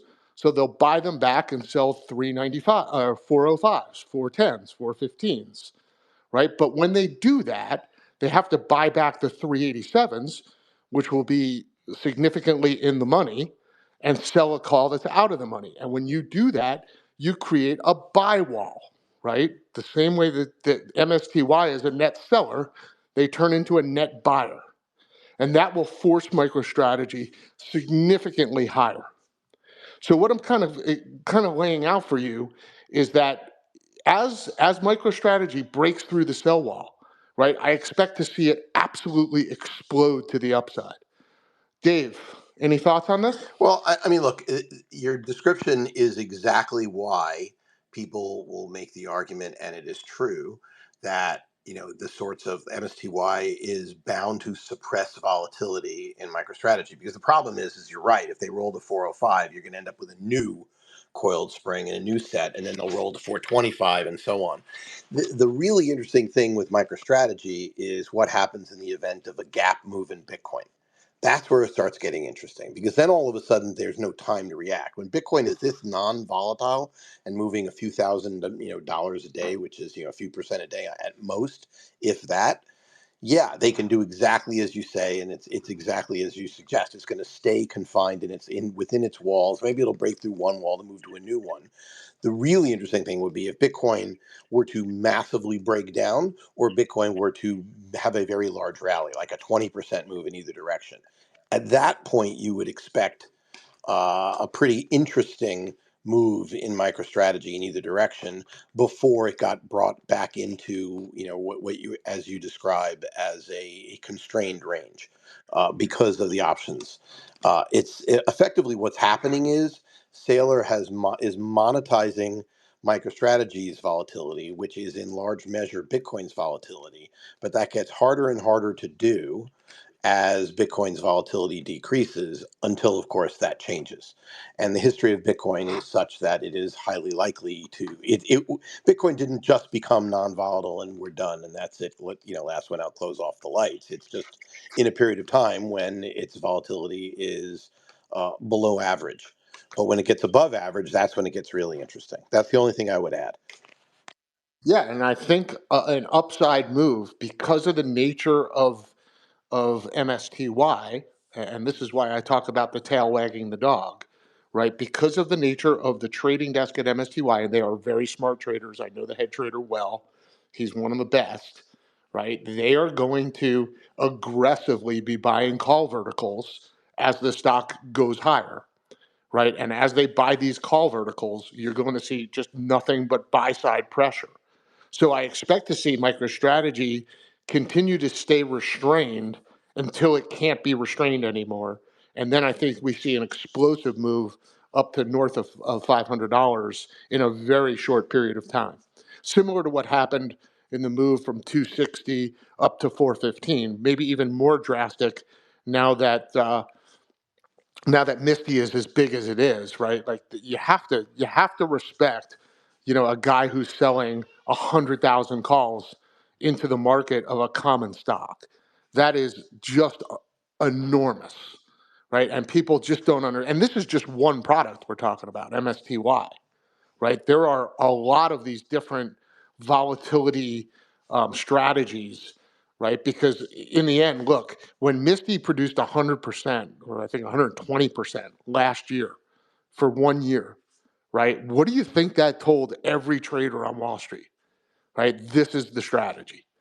And now everyone's piling into these covered rights on Bitcoin, on MicroStrategy, right? And they're crushing the volatility down. That trade is becoming exceptionally crowded. And that's why I think it's going to explode to the upside. And absolutely, with a gamma squeeze. Hey, Dark and every British and Dave. This might be a sort of a elementary question, but um, in the case like Dave was saying, where we go up 20% or down 20% with Bitcoin, this should be positively correlated, correct? So we go up 20%, and then the explosion is even greater. Am I right on that? Well, You know, that's what I but think. But look, Bitcoin's up 2% today. MicroStrategy's down for exactly the reason that Dark has illustrated. It's a question of it's all about relative, right? So in terms, if you're managing risk, the word gamma, that I just do some very remedial explanation. The easiest way to think of gamma is the volatility of volatility. So as the underlying asset moves, you expect the options to move more. And so if you have positive gamma, it can create, we all understand what a liquidation cascade is in crypto. Understand that that's sort of the same thing that happens in the options world. But what Dark is telling you is there's some really smart options traders out there using the market and selling volatility when it gets high. And those are the same people who cover their gamma when the volatility looks like it's starting to break out. So that would be my answer. Dark, am I getting that right? Yeah, I think that's right. But we also have programmatic money. Like Misty is not, the way you're describing it, it's not the smart money, right? Because they have to sell volatility even when it's low. So what you have is programmatic selling of volatility when it's low, and that's creating a crowded trade, a very crowded trade, right? And the only solution to this is to have an absolute unwind of that crowded trade. And I assume, my guess is that unwind is going to be the upside. It could be to the downside as well, but I more suspect it's coming to the upside because Bitcoin has been so well bid. And remember that this strategy puts a natural bid below the market. The same way it puts a sell wall, those same market makers become buyers as the stock goes down, right? Until Misty rolls down their calls. So you kind of have this coiled spring that's forming, right? And when that spring lets go, I think it's going to be violent. It's going to blow your mind how aggressively up we move and how quickly it happens. Chodel, do you want to chime in here? Yeah, just a question for the group. What do you think about Sailor writing puts to further the explosion off that spring? Because I think your analysis is spot on, and put a little spice underneath it, and it really could make it bump. It's an interesting question. So Metaplanet has been selling puts on Bitcoin, right? Not on Metaplanet. No. So what you're suggesting is that MicroStrategy sell puts on Bitcoin, not on MicroStrategy, right? But there's Well, no, rules against. actually, you're taking it one step further. I love that too. I don't know of any securities laws that don't allow a company to do that. They usually do a buyback, right? But actually, if they did puts on both, would be fascinating. Either or and both. Yeah, no, it's interesting. They're not allowed to sell puts on their own stock in the market. They are allowed to sell warrants, registered warrants. So that kind of clarifies that. And to that point, I remember back in the 90s, I was trading in Microsoft, and Microsoft came out and did exactly that. They created a put warrant and sold it into the market. And yeah, that put a floor under the price of Microsoft, right? Because you had all these market makers buying millions and millions of shares. And they were, obviously under their buyback, they were happy to buy the shares if the stock went below. And I don't think it ever did. But it was a very profitable corporate treasury strategy. Now, I know Metaplanet, they've announced that they sell puts on Bitcoin, right, as a way to acquire Bitcoin. But look, I think Saylor's approach is more that I think Bitcoin's going a lot higher, not a little higher. And if you think Bitcoin's going a lot higher, you're better off buying Bitcoin than you are in selling puts. Pick Duck, see your hand up? Pick Duck, step one, Yes, press the yes, mic button. There you go. got it. Hey, Dark, I was wondering, based on your thesis of this coiled spring with MSTR and this like rapid rise, what your strategy is with Misty, because I think you said you own some Misty, and people will say that rapid rise in MSTR like you're describing would be bad for Misty, but if you look last year, what happened when they went MSTR went to 540. Misty had its biggest dividend. So I'm just wondering, like, what your thoughts are on the Yeah, Misty so trade. so I don't think it's bad for Misty per se, but it would be better to own MicroStrategy during the ramp. So if MicroStrategy is to break through 400 to the upside, I will sell Misty and buy MicroStrategy calls. This is You got to fascinating, remember, guys, by the way. that Thanks for doing all the the research. the But I'm a dividend. trader. Yeah, I'm a trader. Now, again, this is not an investment strategy. This is a trading strategy. Just remember that. Go ahead, British. Sorry. Yeah, the everyone can look. uh, MSTY YieldMax has changed their prospectus to allow them to profit from the upside. They're using credit spreads to do that, and any profits that they generate will also be paid out as a dividend. So you got to look at where that dividend is coming from. It's not just from the call selling they're doing; they're also profiting from the synthetic upside on the position too, and they'll pay all of that out on a monthly basis. So Yeah. be So let me careful of cover that. British. Let me hop in and cover that. So I covered their short call position. Now to British's point, let me cover their long call position. So one of the things that Misty has done, as British so intelligently pointed out, is that they have now instituted the policy of owning strikes above their short calls because they know, as I'm laying out for you, that once we break through the sell wall, we're going to have an explosive move. So just to cover it real quick, they're long 7,500 of the 417 calls, 3,000 of the 420 calls, 3,000 of the 422 and a half calls, 3,000 of the 425 calls for a total of about, let's call it 18,000, somewhere, no, I'm sorry, 17,000 calls. Okay, so they've given themselves a way to participate if the sell wall gets busted. And British, thank you so much for pointing that out. I wanted to get there. So again, the traders at Misty, at YieldMax, Scott Snyder and his team, they understand this, right? Like they know exactly the mechanics that are being set up by their sell wall short call position, and they've positioned themselves to capitalize and notice that the difference between the top call, which is a 400 call that they're short, and the first call they're long is a 417. So they think this thing's going to pop 17 bucks like that, right? Like in this blink of an eye once they break through the 400 strike. And I think they're right? And that's what I'm talking about. Is they've set up this sort of artificial sell wall that will get broken. Don't kid yourself. The question is when and how high does Bitcoin have to go, right? How much MNAV compression does there need to be before it pops? But when it pops, right, it's going to be violent.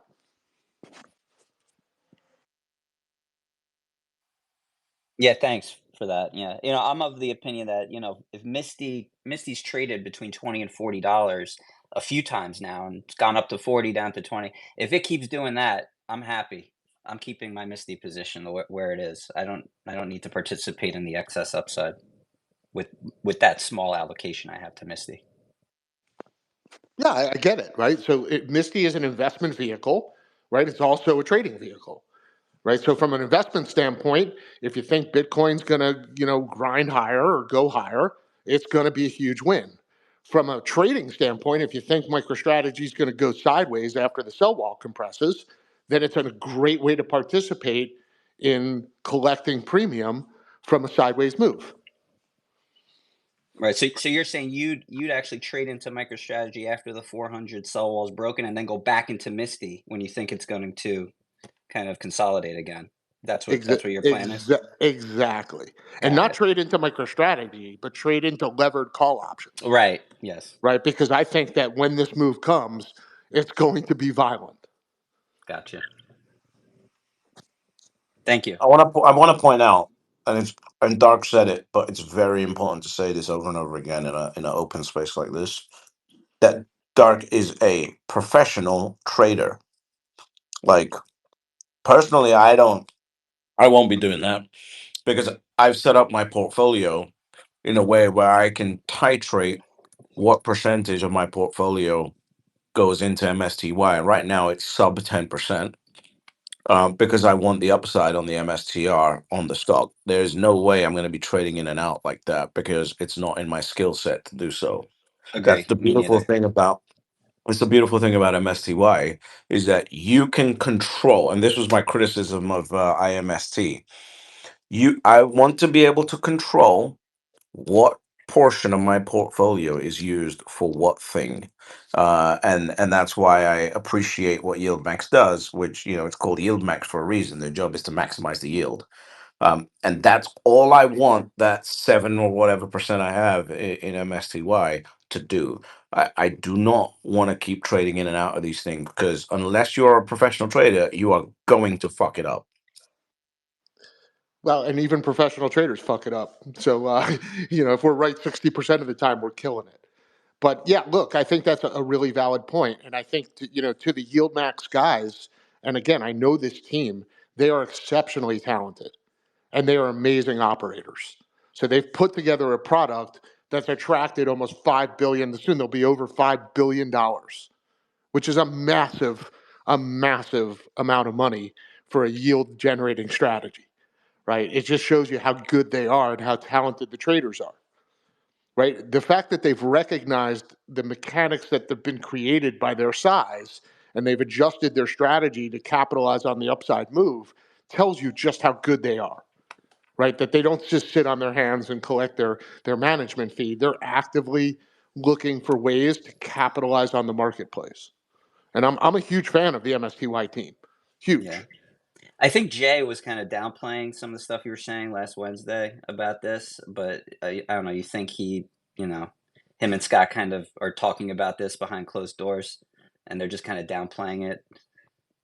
I don't think he downplayed it. I think he acknowledged the fact that this is a mechanic of the market. But remember, if you're a long-term investor, none of this matters to you, right? Like listen to what British said, right? He's got a percentage of his portfolio, allocated to the strategy, right? He's not trading it.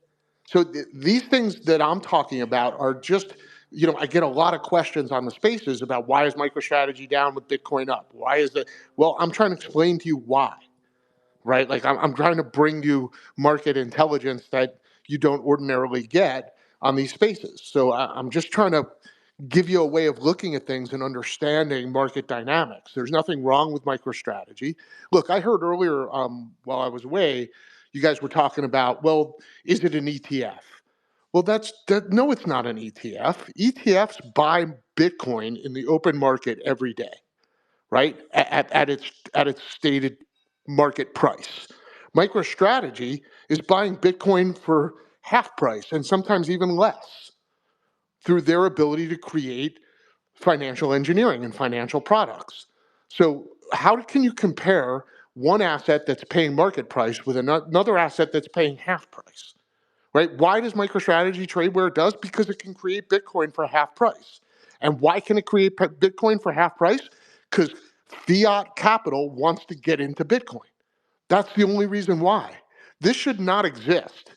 If the US dollar was healthy, nobody would be doing this trade.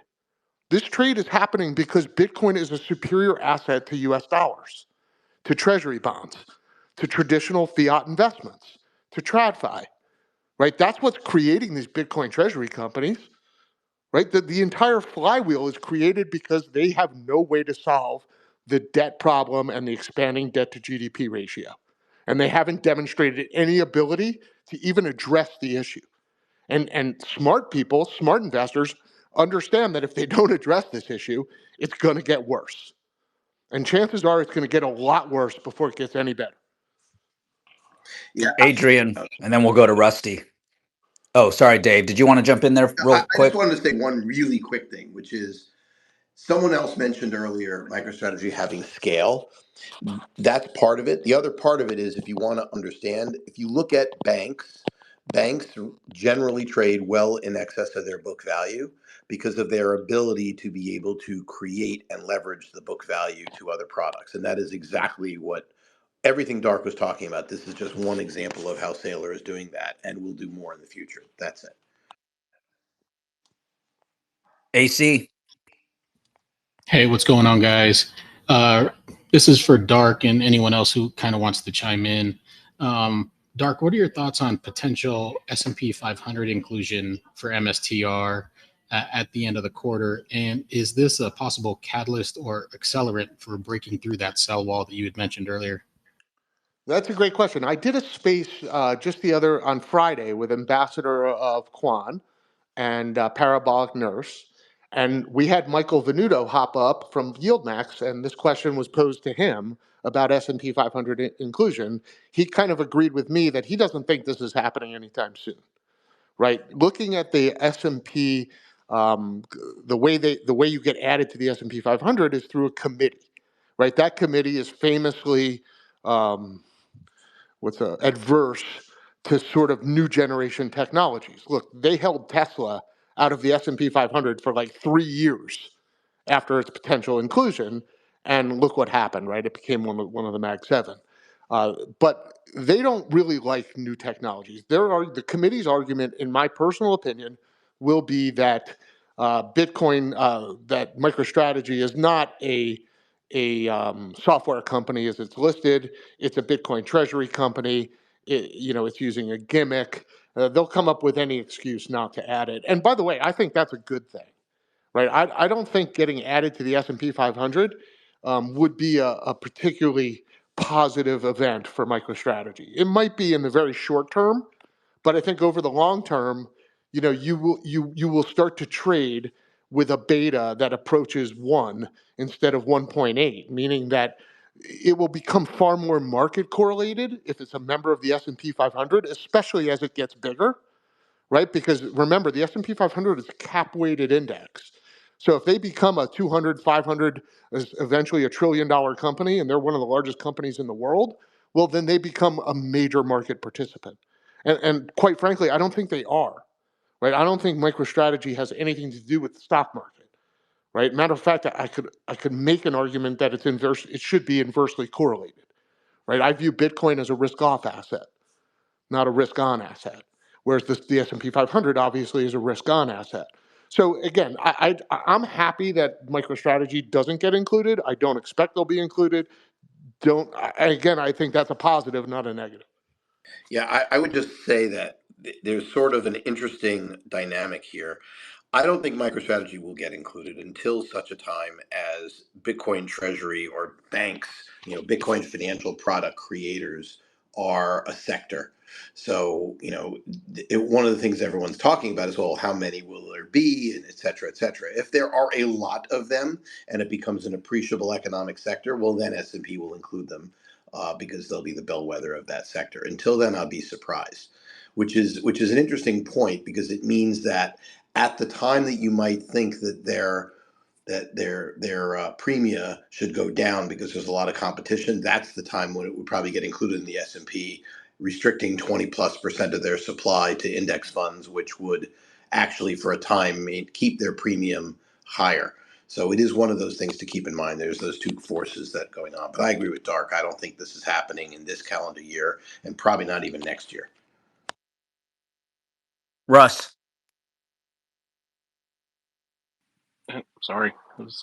Yeah, Dark. I was kind of talking about the ETF thing because, the reason I was saying that is if new companies tried to transition, say, a failing model or, to buying and loading up on Bitcoin at a higher price. I think MicroStrategy's average price is around like 66,000 at this point, but and they're so far ahead. I mean, they're fine, but I was talking about some of these that may only hold a little bit of Bitcoin, and then they're saying, "All right, I'm new. I'm already a treasury company." That's where I was like, "Okay, well, what's the plan here if you're not actually having a product or anything to sell?" So, Yeah, so let me address that. I think the market will reward any company that's able to create a flywheel, right? And by a flywheel, I mean they're able to buy Bitcoin at a substantially cheaper price by selling securities than you or I can buy, right? That's that term of Bitcoin yield or whatever you want to call it. I just call it a fiat flywheel, right? And the bottom line is fiat money wants to find its way into Bitcoin exposure, and it shouldn't, right? Like this is not a healthy thing for the fiat economy, right? What we're witnessing is the death of the dollar. It's a slow, boring downward slide to death. And when I say that, I mean that fiat currencies around the world are going to start dying off. And by the way, going back to stablecoins, that is the purpose of a stablecoin. The entire concept of the US government being bipartisanly in favor of stablecoins lets you know what their plan is. They plan on injecting dollars into foreign economies all over the world. They want people in Bangladesh to be using US dollars via stablecoins. They want people in the global south, in Asia, all over the world to use stablecoins, right? How do you cushion the blow of the yen, maybe being the first major currency to die? You have another currency to trade with, right? They want that to be dollars. So if you're trying to ask yourself, what is the administration up to? What is the government up to? Right? They want to lower the value of the dollar while increasing dollar dominance. Those two things should be antithetical to each other, but in this case, they're not. Right? And you can do that by issuing stable coins and getting them into people's hands. The biggest problem with dollars and the current dollar system, the SWIFT system, is that if you try to send money, let's just pick a country, let's use Egypt. If I try to send dollars to Egypt, right, first they've got to go through the Egyptian government, who probably takes half of them, right? Then they have to get into the hands of an Egyptian bank, which probably takes 3/4 of them, right? And that, whatever is left over, may find its way into the wealthiest Egyptians. But the rest of the population has no access to dollars. That's why if you've ever been to these countries and you hop in a cab, they'll beg you for dollars. They want dollars. Well, stable coins, they bypass all of these institutions and they get directly into individuals' hands who can then spend them and trade with them. Like I like to use Fiverr as an example. Anybody who's ever contracted with somebody, let's say in India, right, who wants to build you a website for $50. Well, that's great, except that when you pay the credit card the $50, guess what that person who created your website gets? They get the local currency. They don't get your dollars. Well, in the new economy, you'll be able to send them stablecoins, and you'll be able to bypass the institutions that stand in front of them getting hard currency. So that's why the dollar, in my personal opinion, is not under immediate threat, because this is the plan they've come up with to maintain dollar dominance. Dark, at first I couldn't understand why Egypt, with their inflation and debasement, they couldn't understand Bitcoin. But then I realized Egypt is in denial. Yeah, hey, denial is not a river in Egypt. Oh, shoot. Yes, but no, I think, look, the inability to get your hands on dollars in Egypt means that they can't even buy Bitcoin because they don't have hard currency. Right? You can't buy Bitcoin with some third world country's currency, right? They just, nobody knows what its real rate, what its real value is. Yeah, Like you like can buy it with Cardano, though, apparently. yeah, yeah, Yeah. exactly. But apparently, right? But look, that's why when you go to these third world countries, they have a formal exchange rate where you can exchange money at the bank. And then they have another exchange rate that the guy in the hotel, the black market guy, will pay you. And usually it's about 10 times more for hard currency in the black market, right? So those currencies are just garbage. And ultimately, if you create a system that you can allow them to get their hands on dollars through trade, that's what they'll use, right? That's Gresham's law. As bad as the dollar is, it's the world's tallest midget. I always say that. I know it's not the most politically correct thing, but it's the only way I can kind of, in one quick phrase, get it across that, the dollar isn't going anywhere anytime soon. And that's a good thing for us, by the way. Tillery. Yeah, I was just going to add. I mean, obviously, you see my profile. Egypt, yeah. The moment you land, they want $25 in U.S. dollars to get a visa to be there. It's just like really funny. But yeah, you're right. You're right, Dark. I've been to a lot of countries, and they'll go, "Oh, do you have U.S. dollars?" So it's like, okay, fine, sure. Here you go.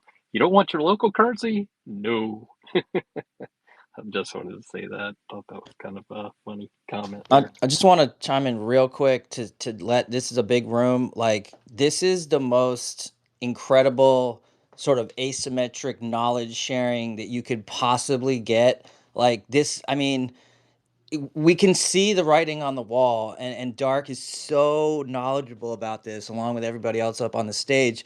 I hope everyone's getting as much as I am out of this, because it's like I can see with so much clarity where this is going, and most of the world, 99% of the world, has no clue about this. So just claps for everybody, especially you, Dark.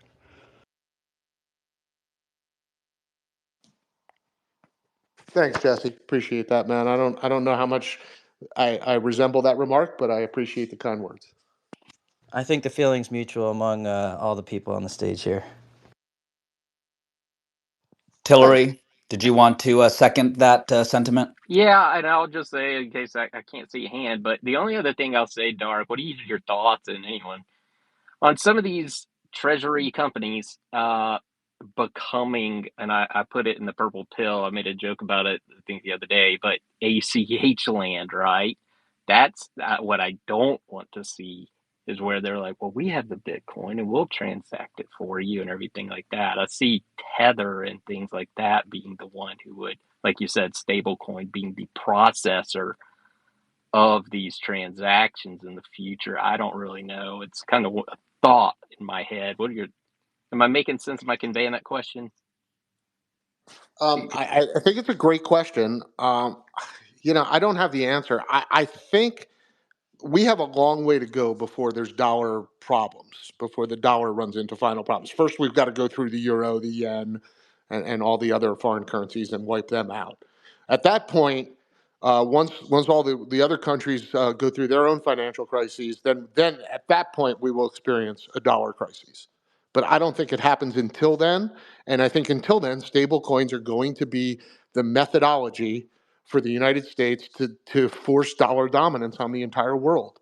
And quite frankly, the entire world wants dollars. So between the need and the desire, I think the ingredients are there for stable coins to go into the trillions. And I expect that to happen in short order. Yeah, this is the bridge. This is the bridge. You go from analog dollars to stable coins. You wipe out all the other fiat. And I mean, I'm thinking, Dark, this takes 40, 50 years. You know, it's like basically the adoption curve of Bitcoin, and then stables as the bridge, and then adoption, like you said, other countries, and then institutions, and then bigger corporations. Yeah, can I take the other side of that for a second? I think that everyone in this room your minds will be blown at how fast stablecoins grow. Effectively, my thesis is stablecoins will replace all the payment rails in the analog system. So, Dark just mentioned Swift, but if you look at ACH and how that works, I mean, it takes days for a check to clear in this country. And yeah, we've papered over it with things like Zelle and Venmo, et cetera, which has small credit limits, et cetera. Try transferring, $200,000 by anything other than a wire transfer where you have human beings effectively talking to other human beings and making them happen and verifying everything. Stablecoins allows you to do what is done now in hours or days and seconds. Expect that to take over as the underlying rails inside of our banking system. Now, sure, overseas, everything Dark said is right. 100%. No argument whatsoever. Inside the United States and inside the plumbing of all these companies, it will take over. And what that enables is any digital asset to be exchanged for other digital assets on pretty much any banking or brokerage platform will be where you're going. And that has enormous implications. In fact, for Bitcoin as well, because effectively it means banks will be able to allow people to create, some bank is going to get smart and everyone will follow, which is to say, you can have this new savings account. Doesn't pay interest, but what you do is you're going to have your money in Bitcoin, and we need to spend it. We'll sell the Bitcoin for you using stable coins to make payments for you and actually institutionalize a policy of saving in Bitcoin and spending in dollars. That's not that far off. That's not science fiction. Once you have stable coins in the system, that becomes possible. So you just got to wrap your mind around that. That's not 40 or 50 years. I think that's less than 2 or 3 years. Dark, can I quick respond, and then I know we have hands. Go ahead, bud. Just quick response. It's really just clarification. Like, Dave, I'm pretty much with you. I'm talking about 100% dollars gone, right? So I think market share quickly goes to dominance with the stables and the new rails, probably 70-80% within 5 to 10 years. I don't know about 2 to 3, but yeah, most of it will happen quickly. And then just to get everyone on the same page. So that's all I was saying. Hey, let's quickly go to Coca-Cola. You're on stage. Did you want to chime in on this? Yes, I did. Thank you for letting me up this time, Terence, instead of kicking me out. But yeah, thanks for having me, by the way, both of you, Darkside and Terence. One thing I wanted to say was, I don't know if this is a stupid question or not, but I'm sure we'll find out. What is the benefit to all these companies having their own stable coin as opposed to just adopting USDT or USDC? Like, I don't see how it's going to work with a million different stable coins. Yeah, let me answer that one. It's unfortunate but true. It's because the act is forbidding yield. So if you have your own stable coin and you have assets in it, it's free money until such a time as you can pay yield, in which case the market will arb that out, at which point you wouldn't have them. But right now, as long as the people are going to have to leave money in stablecoins for any length of time, it's free money if you have your own. It's as simple as that. I wish it didn't exist, but that's the way the bill's being lobbied. Great answer, Dave. Thank you. Hey, let's go to J-Lo. Rusty, before you, just because we haven't heard from J-Lo yet. What's up, guys? Happy Monday. Crazy day. Just grinding up past 108,000. But I was curious just to play devil's advocate with Dave. Do you think like it's Dave? 'Cause like Venmo, Cash App, I mean they work great. Like the tap and pay. Like if I need to pay someone $50, it works beautiful. There's nothing wrong. Like we don't need it on a blockchain. But do you think it's like safe for people just to be sending massive amounts of money, like $500,000, just with J-Lo, you're Bitcoin? coming and going. Just the inconsistency in your audio for some reason. Yeah, but I could answer the question. So, JLo, the reason Cash App is great, Venmo, all those things are fine. Zelle is great until you want to go over $5,000, and that's because Right. what the reason that it works is because they're taking credit risk and they want to have your assets, and so they're willing to take the risk, and it's just because it's on top of a clunky system. All Well, of I those mean, it apps worked. will work better with stablecoins underlying them than, and in fact, that actually Jack's already said that Cash App is going to use stablecoins in it. Gotcha. Mastercard's going to use stablecoins in it. So it's a better rail underneath it all, and therefore the apps will improve. Gotcha. Do we want people sending massive amounts of money though, back and forth, just undisclosed like that? I mean, I understand the Whoa, whoa, limits. Like whoa, I get it. hold on, whoa, Whoa, whoa, whoa, whoa, whoa, whoa. stop. I It, said I was playing devil's no, advocate, no, no, but I understand, but there's 2 points. There's an assumption. Undisclosed with stablecoins, just about everything is disclosed. That's the first thing. got it, got it. It's not that, but you're right. Companies are going to do things to protect people. The question is, then the market will say what will be allowed. I mean, do I want to be able to fat finger and send someone $50,000 instead of 5,000? Or do I want to make sure that the company that I'm using says, "Are you sure?" Et cetera, et cetera. I mean, these are all market things to be sorted out. You're right though. There are other people who are going to want credit. They're going to want to be able to say, "Oh my God, I signed up for this whatever service.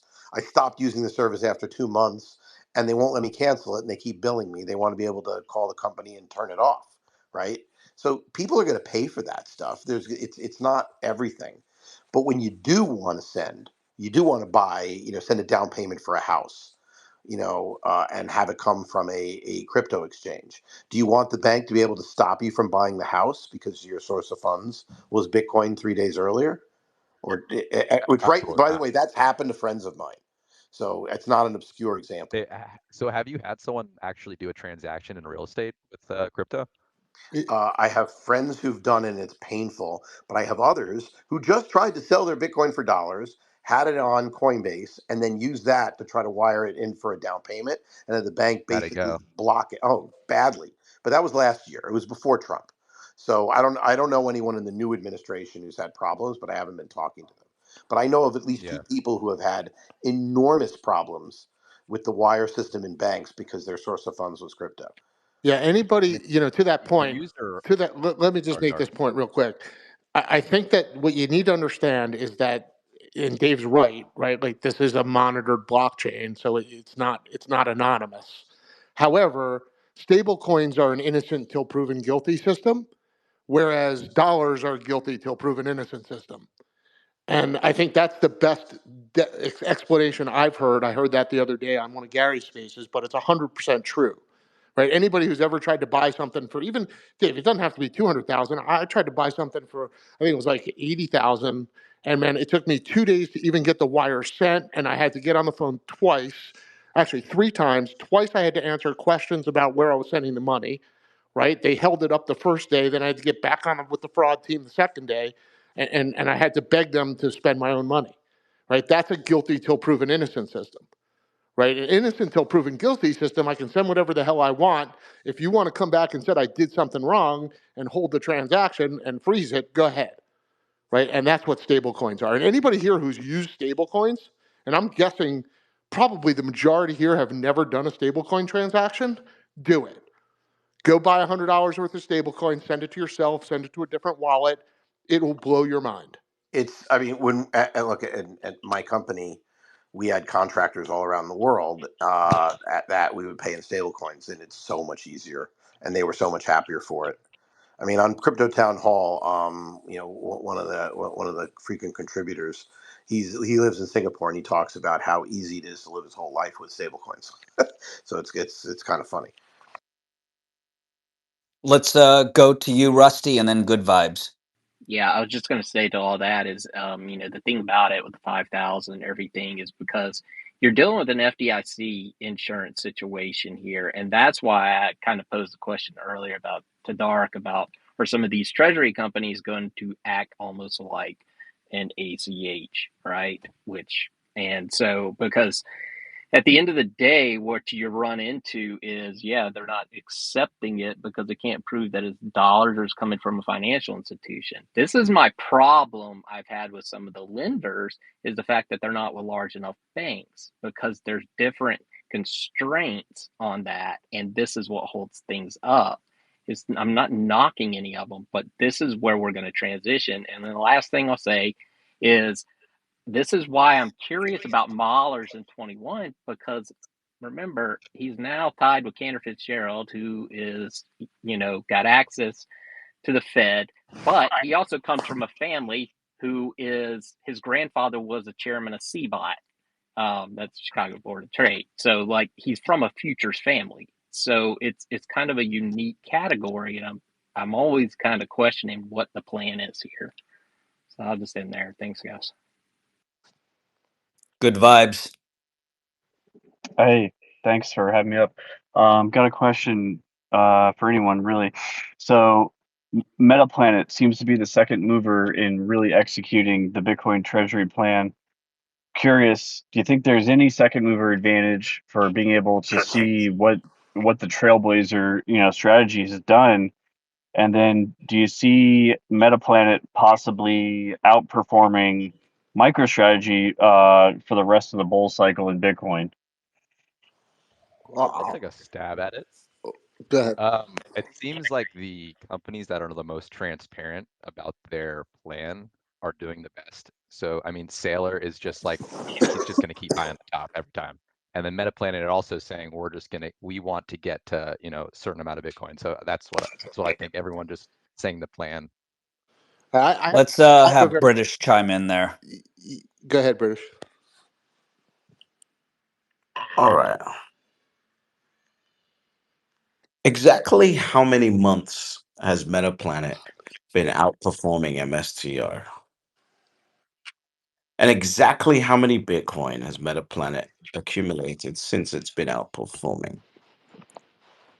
And exactly when are we as a community going to step away from our retail degen habits and think long term? That's what I want to know. Because this is a stupid fucking comment that was just made. That was a stupid fucking question. Because MetaPlanet is not like long term outperforming MSTR. It really depends on your understanding of what a speculative platform built on top of Bitcoin will mean. You're always going to get degens trading, small market caps. It's always going to happen. Like, this is not new. This is the problem. Bitcoiners are not educated in how financial markets and trading works. And what's going to happen here is people are going to get carried away by this bullshit, and they're going to sell their Bitcoin for a 2.3x MNAV on MSTR. It's not going to move and slide down to 1.8x. And then you're going to sell your MSTR and convert it into Metaplanet at a 4 point something X. And then it's going to go to a 7 point something X. And then you're going to go, you know what, this is going to the moon because it's going to keep outperforming MSTR. And then it's going to crash back down to a 3X MNAV. And then you're going to get pissed off because MSTR is going to start going up. And then you're going to sell out of your Metaplanet and get back into it. And all that time, what you're doing is diluting your underlying Bitcoin position. Stop being so fucking stupid. Yeah, I think Yeah, it's like if a company has 100 Bitcoin or a person has 100 Bitcoin and they buy 5 Bitcoin, it's like, oh, they've increased their personal Bitcoin stack by 5%. But if a person has none and they buy 1, wow, they've gone up 100%. So yeah, yeah, and dark. yeah, I want to kind of add to where British is going with this which is look, you got to understand Metaplanet is more a function of the Japanese regulatory framework than it is a function of a successful Bitcoin treasury company, right? They just happen to find themselves in the right place at the right time, and they have a monopoly on Japanese investors that want exposure to Bitcoin in their retirement accounts, right? Now, I am no expert on the Japanese regulatory framework. I wouldn't even claim to have a basic understanding of how they run their ship over there. But I will say this, that Metaplanet, if it receives competition, will lose its premium completely, right? Like it will go back to an MNAV very similar to MicroStrategy, if not lower, right? Especially if they approve an ETF over in Japan and give people direct exposure to Bitcoin. So, and by the way, I was on a Metaplanet call just listening, and I think one of the executives there said it's not a matter of if, but when they get an ETF in Japan. So, look, if you don't have boots on the ground inside the regulatory framework in Japan and you're trading Metaplanet, you are gambling in a very, very big way, and you should expect to lose your investment. Hey, Dark, I'm going to need to jump here soon if you can make Jesse a co-host, but let's go to Taylor in the meantime. I just had two quick things. Hey everybody. First thing is I just noticed that our friend British Hodl here is at 99.7K followers. So maybe if you guys want to give him a follow, we could push him over 100K right now during this freaking space. Uh, Let's go.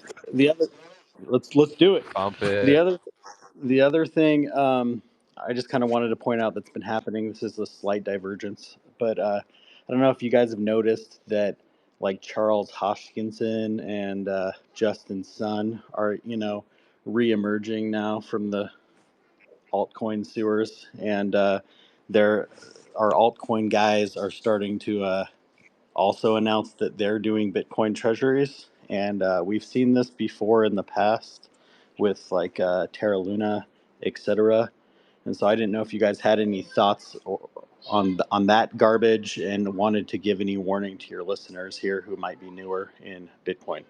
But I thought that was something that we might want to Yeah, address here. we touched on it earlier in the space, but let me just say this for all the PTSD sufferers out there. I think Dave made this case really well earlier, and I agree with him. Um, just because people committed fraud in the past, and I would argue state-sponsored frauds that were engineered by the state as part of Choke Point 2.0. I don't think that should be your basis for investment theses, right? Like I'm not onto that plan, right? These companies that are trying to raise themselves from the dead by adopting Bitcoin treasury strategies, good for them, right? I have no problem with it as long as they don't take on stupid leverage as a means to accomplish their goal. And by the way, even if they do, right, it's healthy for a company with 3,000 Bitcoin to fail because the market will absorb their 3,000 Bitcoin in one day and no one will care, right? So, it's the big companies that you should concern yourself with. And when I look at the big companies, I don't see leverage. I mean, Bitcoin could trade $100 tomorrow, and MicroStrategy does not have to sell a single Bitcoin and is in no risk of going bankrupt. Just put that in your head and swallow it. They have controlled leverage, right? And I don't see any heavily levered companies out there that present any type of a systemic risk to Bitcoin. So, I mean, all of this comparing the future to the past, I don't think that's probably the way you should go. I mean, there are risks out there, but I don't think those are the risks. And I don't think state sponsored systemic collapse is in anybody's offering right now, at least not the way we're thinking about the way it happened the last time. Dave, what's I've up? sold 500 shares of Metaplanet. Yeah, the altcoin sewers analogy cracked me up. Of course, I immediately went, being a nerd, to the Teenage Mutant Ninja Turtles, and I'm trying to picture Justin Sun wearing wearing the eye mask with a shell on his back, wielding a sword, just whatever. But the funny thing is that so Justin Sun's company is going public, was announced this morning via SPAC. Now I have not looked at it to see whether what's up there, whether there's even a reasonable investment thesis, but it reminds me of the notion of going legitimate, and whether that will work or not. I mean, Tron as a token certainly is used a lot in stable coins. I don't own any. I don't have a horse in the race, but it is interesting. The more interesting one is Charles Hoskinson, who, you can say whatever you want about Cardano, and honestly, I still don't know what to make of it. But it seems like the most recent marketing that they've been pushing, and yes, I think they focus a lot on marketing, is using Cardano as a way to kind of be almost a facilitator of Bitcoin. And so, if that's what they're doing, is that necessarily such a horrible thing? I mean, I don't think anyone in the Bitcoin world thinks ill of Lightning or thinks ill of Bitcoin OS, Eden Yago's company, or whatever. So I don't necessarily have a problem with it. If it's the Cardano folks, if it's Hoskinson saying, hey, Bitcoin's going to be real, it's big, and we should have some utility, facilitating it. Whatever. I mean, have at it, as it were. I don't see why it matters. But that said, you know, what should the value of the native token be? That is, I have no opinion whatsoever on it, and that's fine. But in terms of the individual, sure, whatever. But I love the term altcoin sewer. I can't help myself. Jesse, what was the thumbs down for? Is it just that disgust over Cardano and Hoskinson, or something more nefarious that I'm not thinking of? First off, we have some new people on stage, so we'll get to you guys in a minute. Thanks for hopping up, and Dark, thanks for co-host. I just wanted to wrap up a few thoughts that we've been covering for the last, let's call it 15, 20 minutes. One is, if you think you're smarter than Darkside, then maybe try and buy and sell all these different instruments and different stocks and different products that are coming out. But if you don't think you're smarter than Darkside, um, I like British's strategy of find a few things you like, buy and hold. Um, you By the know, way, I have my strategy because I know I'm smarter than Darkseid. there, there you go. Um, and then I wanted to also go back real quick to what we were talking about with stable coins, and then we kind of meandered off of that. But someone asked about why do we need all these stable coins? And just food for thought. We don't necessarily, but we will have them. And the reason we will have them is because of self-interest and capitalism and people trying to maintain control, right? And so, you're going to see different stable coins. We don't know exactly who's going to issue them, but you might see an Amazon stablecoin, you might see a Walmart stablecoin for the sole reason of control. Because when you issue your own stablecoin, obviously you can monitor that, you can have different features and functions, and I think of that almost as like glorified loyalty systems, right? Because as Dark and others mentioned, you can track these things, which you can't do as well with credit cards or analog money. So what I see is, the major players. You see, Tether and USDC, and a lot of folks will just adopt those. And then you'll probably have some other companies, probably the bigger ones, that try to issue their own branded. They're essentially just branded stable coins that are then easily exchangeable into any other currency, whether it's Tether or Bitcoin or anything else. So that's it. I don't know if there's hands up. I don't see any, but Dark, I'll pass it to you to get these other speakers in. Can't see the board right now. We got Joe up. We got I want to say so. I want to say something about this whole. Let's just suckle these shitcoiners' dicks, right? As Bitcoiners. And this is really coming from this new segment of Bitcoin, right? These new Bitcoiners who have like, especially Bitcoin boomers. And I understand why they're saying it because they've lived enough life to understand that things go on, right? I completely understand that and empathize with it. But I want to urge everyone to not fold the hand and try and support people who are actively lobbying to destroy Bitcoin. And if they had the chance, they would have fucking done it. So all of these people that are like, hey, I don't mind what's going on here. I don't mind. Shut the fuck up. Charles would have destroyed Bitcoin if he had had the chance. You wouldn't be sitting here on this spaces talking about your opinion on Bitcoin if Charles had won. That's why we do not support them. That's Agreed. why we actively fight against them. And I don't care what any new Bitcoiner has to say. They would have destroyed Bitcoin if they had the chance, and they lost. They lost. They deserve their heads chopped off. That's what they deserve. Not people sitting on stage pretending to be Bitcoin influencers going, it's all right because it pumps my bags a little bit. We gotta bring values back. And that's what I want to urge everyone to do. Couldn't agree more, British. Add Brad Garlinghouse to that list of people who tried to destroy Bitcoin. What's up, Gary? Gary Cardone in the house. How you doing, brother? Man, I just joined and heard some smoking alpha from the Brit, bro. I like that shit. Gotta have some ethics. I like it. Most certainly they'd have killed it. What's the deal with Cardano? Is he trying to do a Hail Mary pass here?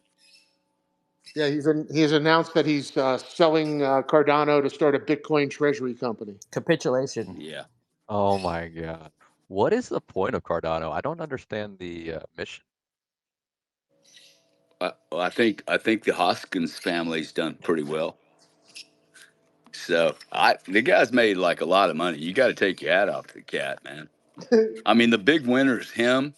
And I'm probably taking you guys off base, so sorry, but British talking about ethics, and I'm like, oh wow, Richard Hart's the biggest winner. Who would have thought, man? The irony of this bloody industry is just so hilarious. What we got, guys? We got 108 strong. We got crude oil down. Like Dave, crude oil's. Where's Joe at? Joe, crude oil long Joe. Joe's not in the room, huh? I'm No, just I'm kidding, here. Joe. Oh, there you What? are. Yeah. Of Joe, are course. you surprised by this crude move? The crude move? You mean to? I didn't even see it to be To the honest. What was downside, yeah, it hit to about that? 67 today, and then back up to 70.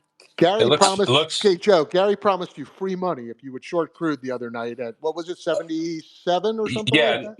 No. No. When I did short crude, I still have the position open. It's flat. I shorted it at seven. No, sorry, slightly up. I shorted it Uh, when Gary told me to on the nose. So 72.60. yeah, you're full of shit. You were No, wanting no. to go I'll long that send you. stuff. Did you What are really? you? I shorted it at 72.95. I'll send you the transaction. I still have it open. It's Wow. up.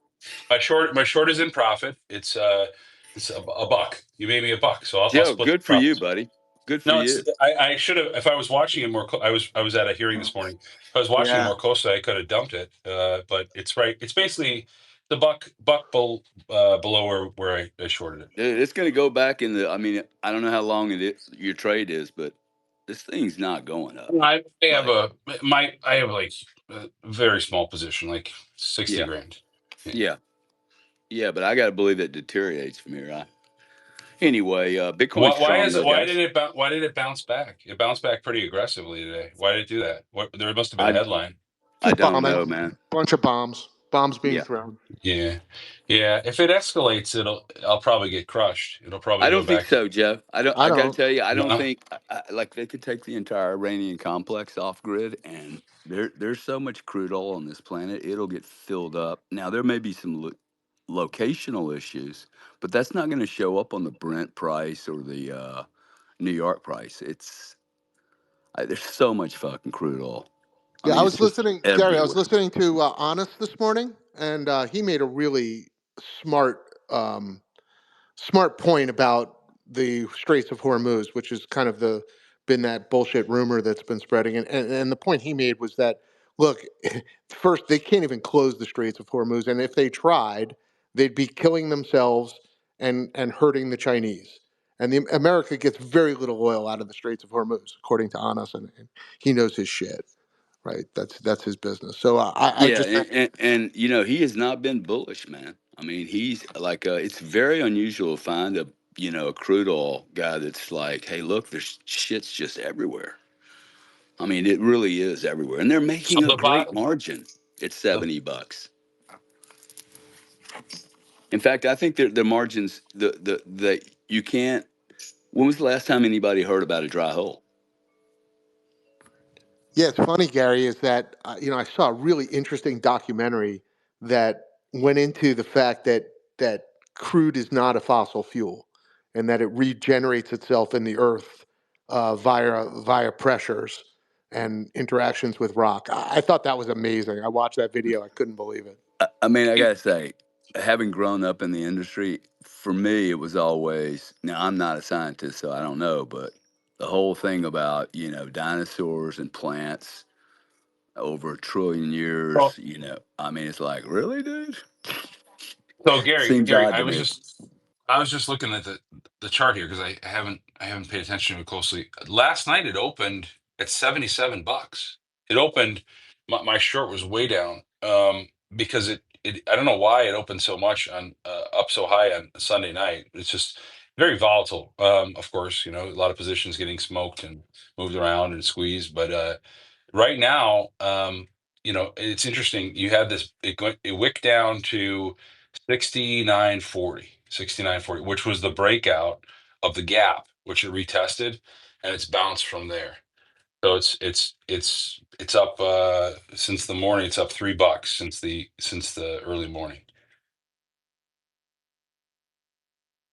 I don't know. I don't really like the way this is moving. I might just close this for a small game.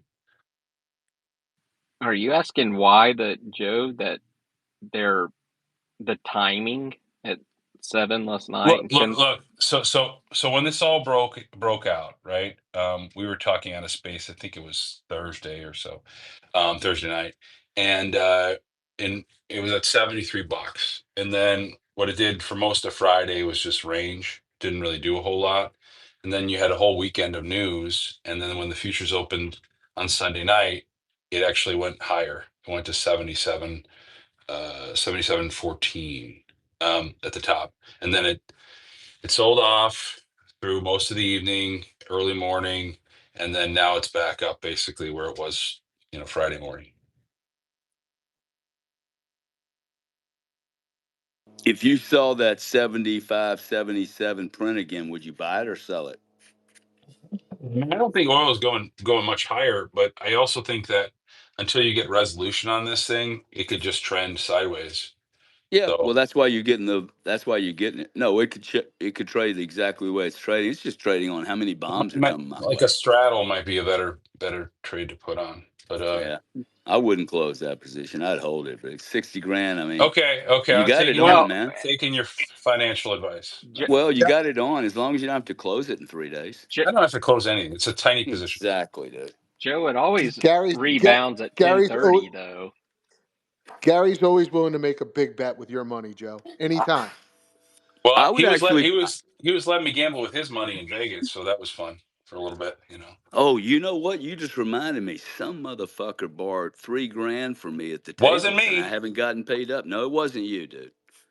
No, but I hate that stuff. I don't mind loaning people money, but when I got to go chase them, fucking Yeah. pisses Well, me off. you'll be able to find Dave pretty quickly. He's generally on the hellscape of Twitter.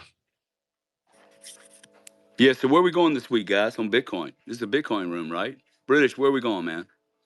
Fucking guys want to talk about their little trading positions on crude oil. Let's talk about King I just Kong. don't understand how much money Joe Colasari is making helping these shitcoiners convert to Bitcoin treasury companies because he's out here gambling $60,000 positions on crude oil futures. Like, what is going on, Joe? How much money is there in this space that we're not aware of? Ah, Wait a a second. lot. Hang on a second. Hang on a second. As an intelligent person, you're asking how much money is behind shitcoining? Is that a rhetorical question, Mr. British, or is that an actual ignorance question. Listen, I'm just a simple man. I'm not a lawyer, okay? So I'm not going to get caught up in definition trading with you. Just tell us how much money there is in the space. Hey, Joe, don't you have that chart? That was surprising. Sorry to chime in, but that one kind of was shocking. You posted a What chart? you What are posted you you asking about? posted a couple weeks ago about shit coins and their price market cap in total Yeah, versus. yeah. So just okay to give you an idea of this. Okay, there's different. We kind of we tend to do this oversimplification, and I understand why. It's just shorthand, right? But there's the shitcoin complex, right? The greater complex of things that aren't Bitcoin. And I understand, yes, they're all, they're none of them are Bitcoin. But even among those weird communities, right, there are tiers, right? There's like the VC tech people that are trying to create layer 2, 4, or 5 blockchain, ZK snarks, nonsense, whatever they want to say. But then there's like the raw degenerate like meme coin space, right? And like the meme coin space, like the market cap is approaching, I think I was looking at like $70 billion. Now, again, is that a real market cap because there's no liquidity there? Is it just, puffery?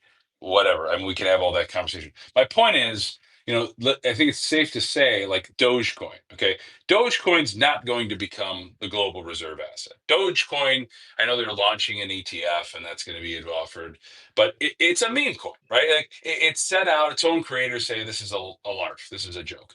It's got like a $20 billion market cap. There is real liquidity there. I mean, there are people that liquidate positions regularly that are in excess of 40 to $50 million. And the price barely moves. So my point is, in saying all this, is that like there's still a tremendous amount of liquidity in these things that are, I don't think they have value, right? But market is telling me you're wrong, Joe. Market is telling me that people buy and sell this crap every single day for, significant amounts of money. So to me, I think that's interesting. I wish the money was in Bitcoin, but again, the market says you're wrong. I found your post, Joe. I posted it in the nest because I was kind of surprised by that. Well, not, but at the same time, it Yeah. is interesting.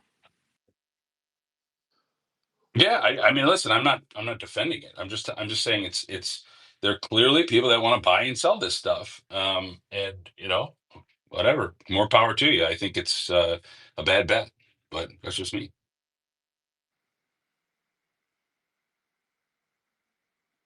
By the way, I want to encourage people to go trade these things.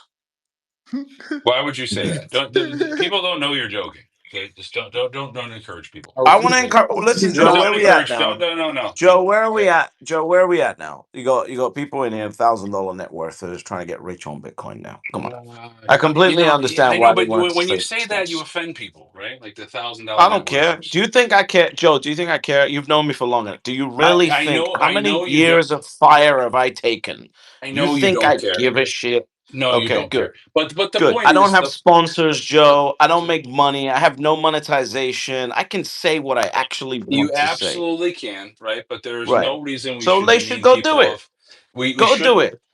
demean people of modest means, right? Like that's Go not do it. Go do it, right? And stay a peasant because that's what peasants do, right? Peasants trade and gamble on worthless shit trying to get rich because they believe there's some kind of hack that the rich guy used rather than working hard and accumulating capital and putting it into things that have real value and sitting 100%. there for a He's right, thousand man. years until they got wealthy.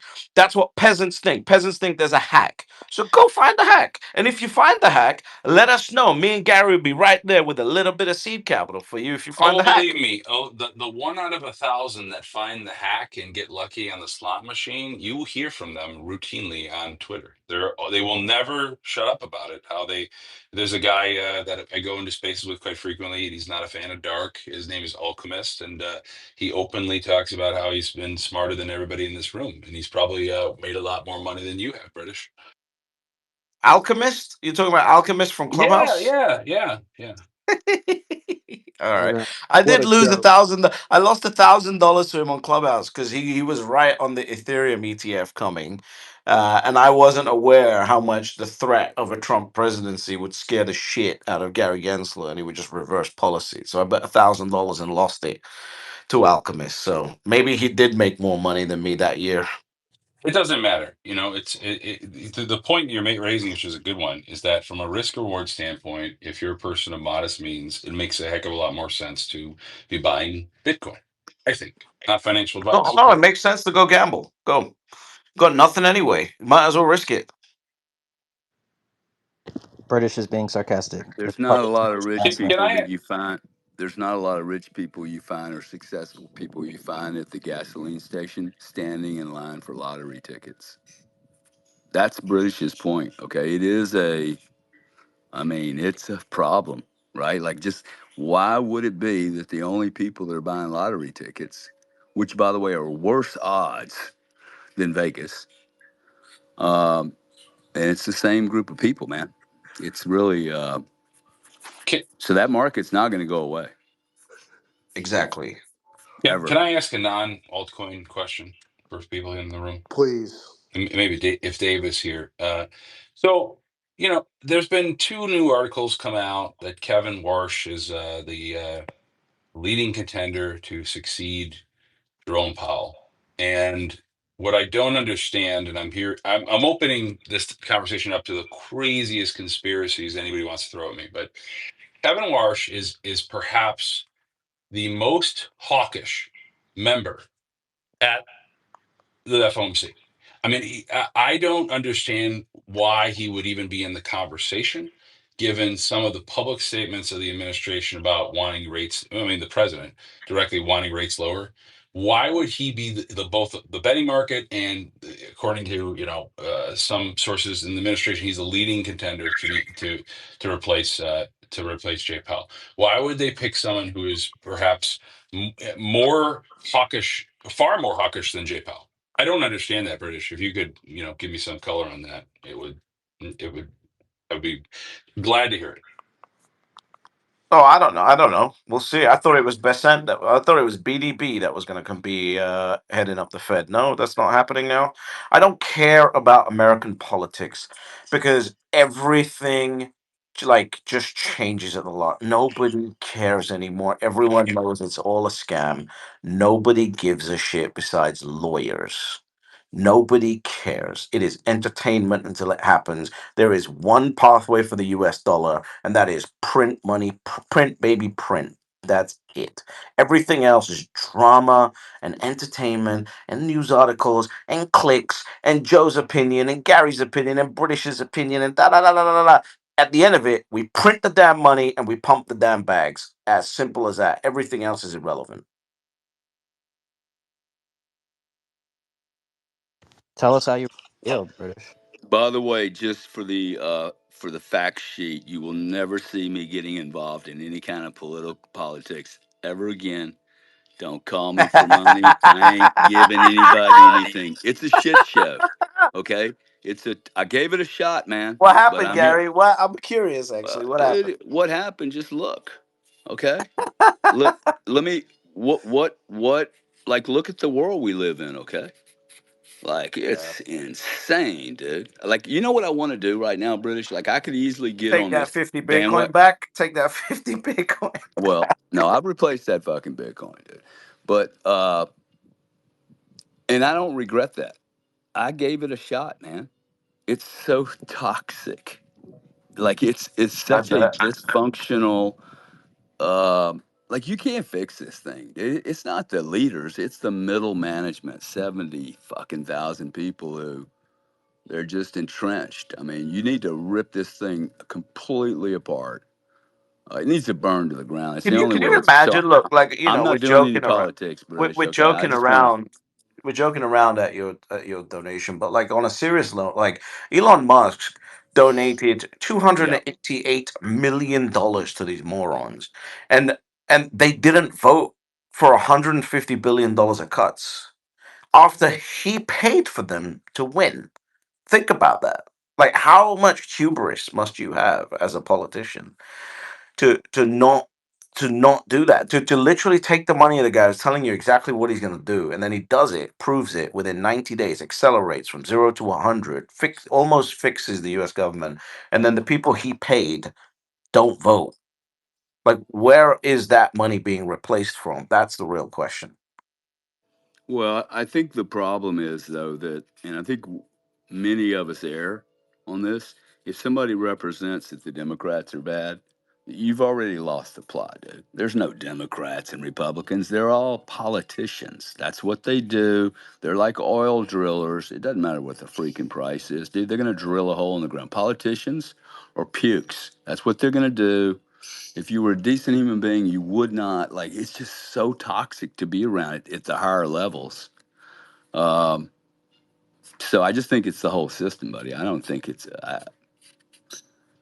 that's why we're here for Bitcoin.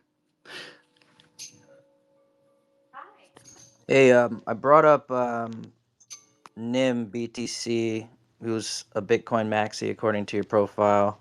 Did you want to say something? How you feeling? Hey, what's up? Yeah, no, I don't have much to say. Yeah, hopefully Bitcoin goes up. Okay, brother. Yeah, I think that's the sentiment Solid. of the That's room. a good commentary. I agree. 100%. Solid. Yeah, if you request to speak, you have to have something to say. You cannot do that. That's against the rules. Yes.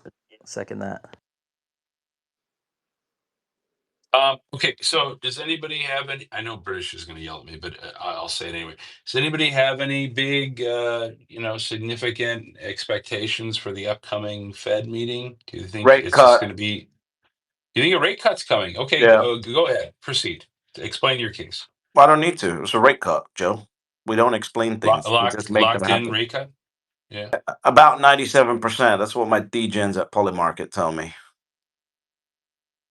Okay. Okay. Cool. So it's based on the predictive markets. Fair. Yes. Yeah. Yeah, look, I think that we're living in a market where I think this liquidity cycle is going to be a stealth liquidity cycle because I think the brand of QE has been ruined. I kind of agree with Arthur Hayes on this. I think it's going to come from the Treasury side this time, and I don't think it's going to be Fed led, which is why I don't think the Federal Reserve Chairman is actually that important.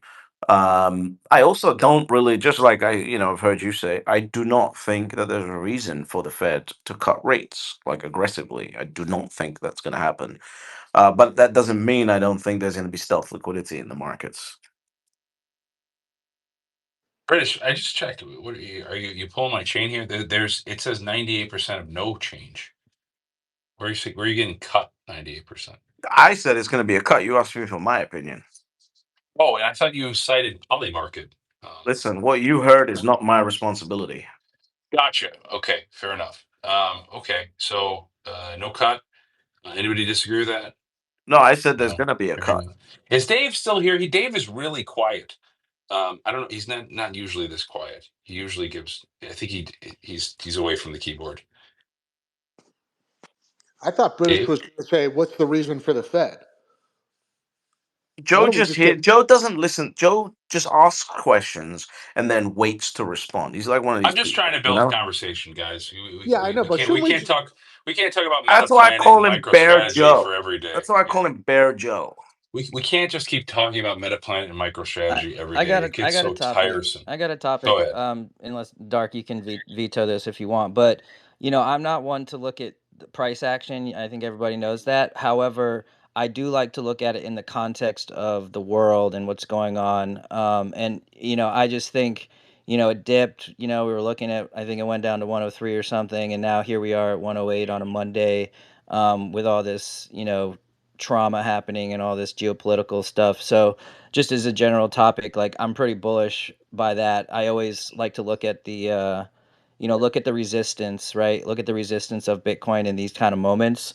So I was very excited to see it up again today. I'll just open it up to others, get your thoughts on that, given the political climate right now. Well, I mean, equities are up big today too. Nasdaq's up 1.3%, right? And Nasdaq looks like it's ready to break to a new all-time high, British. You see that? Oh, 100%. It doesn't care about any missiles flying through. Joe, let me tell you something funny I did to my mom, right? Because obviously I live in Dubai, right? Which is close to the action.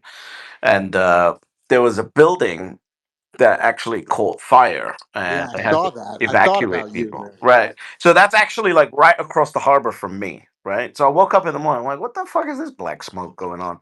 And then as I was driving across the harbor, you got this building. So I took a video of it and sent it to my mom and said that Iran had bombed Dubai because Dubai supports the United States.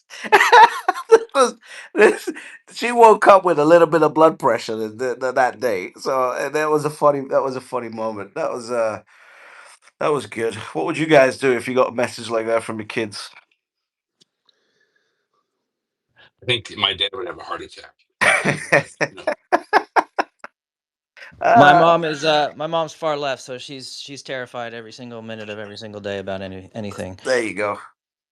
So anyway, Joe, I got another technical analysis question for you, since you don't want to directly talk about Bitcoin meme stocks. So I want to like indirectly talk about Bitcoin meme stocks, if that's all right.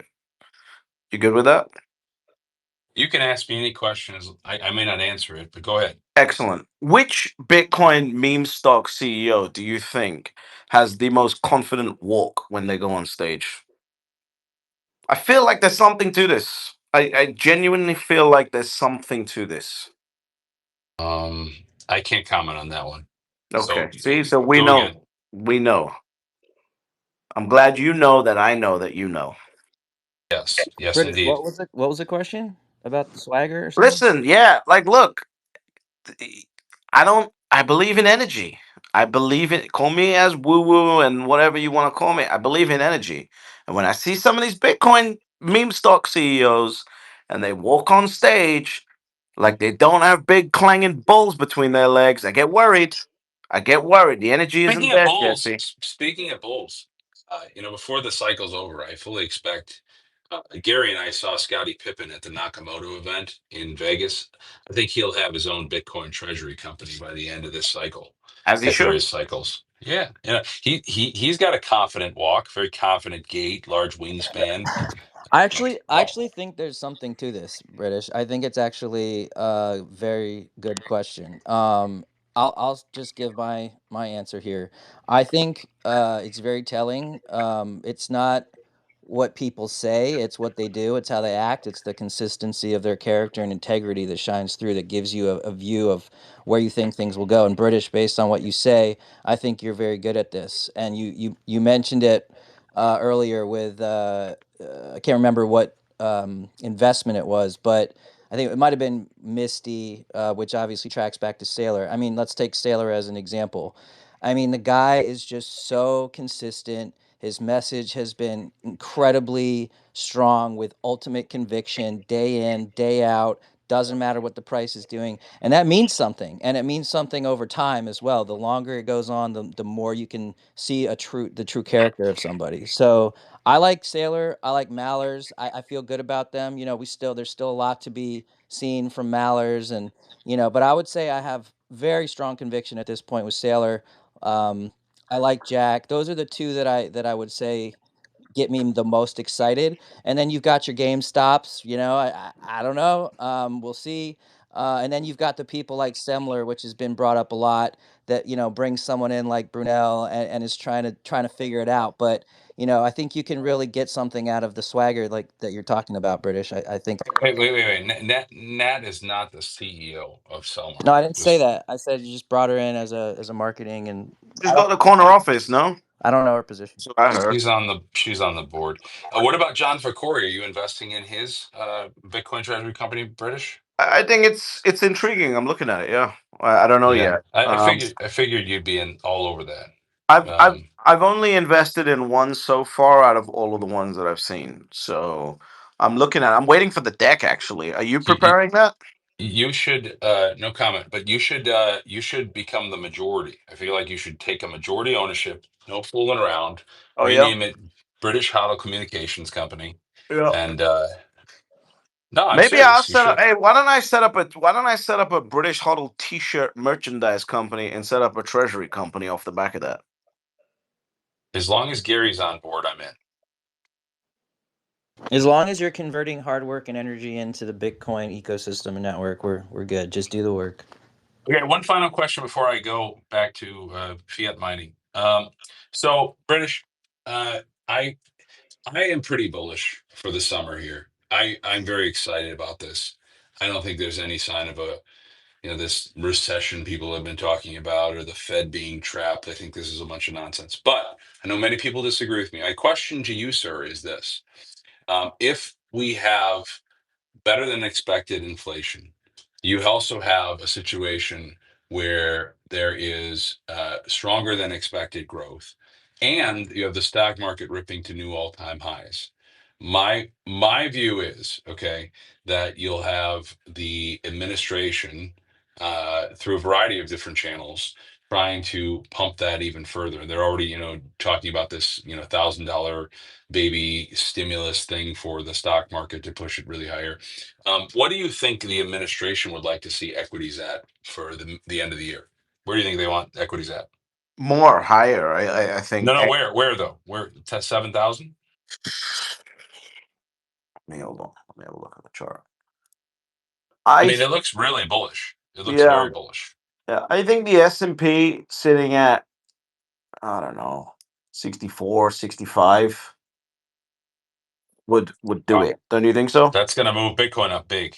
For Bitcoin's going to be sure, up yeah. massive. Yeah, yeah. I think we've got a Are you big one of move come. these? I think we've got a big move coming up. Like I really do not think that people are understanding how institutional markets set up bull runs. Like correct? people are panicking Yeah. right now. Like it's shocking me. So the reason why I bring this up is that there's still this narrative that's permeating through Bitcoin circles that they're going to try and time this top. I hear this all the freaking time for this fall that they're going to try. I mean, Fred was talking about this, and Well, Fred's a do you moron. Firstly, I've told him this many when times. do you know how Bitcoiners adopt they abandon narratives like every quarter? So like when does the Bitcoin community give up this narrative about peaking in 2025? I When does that actually happen? don't think. I actually don't think they're going to do it, right? Because I think that Wow. if you are smart right now and you have the intellectual capability of bridging the gap that Bitcoin is moving from,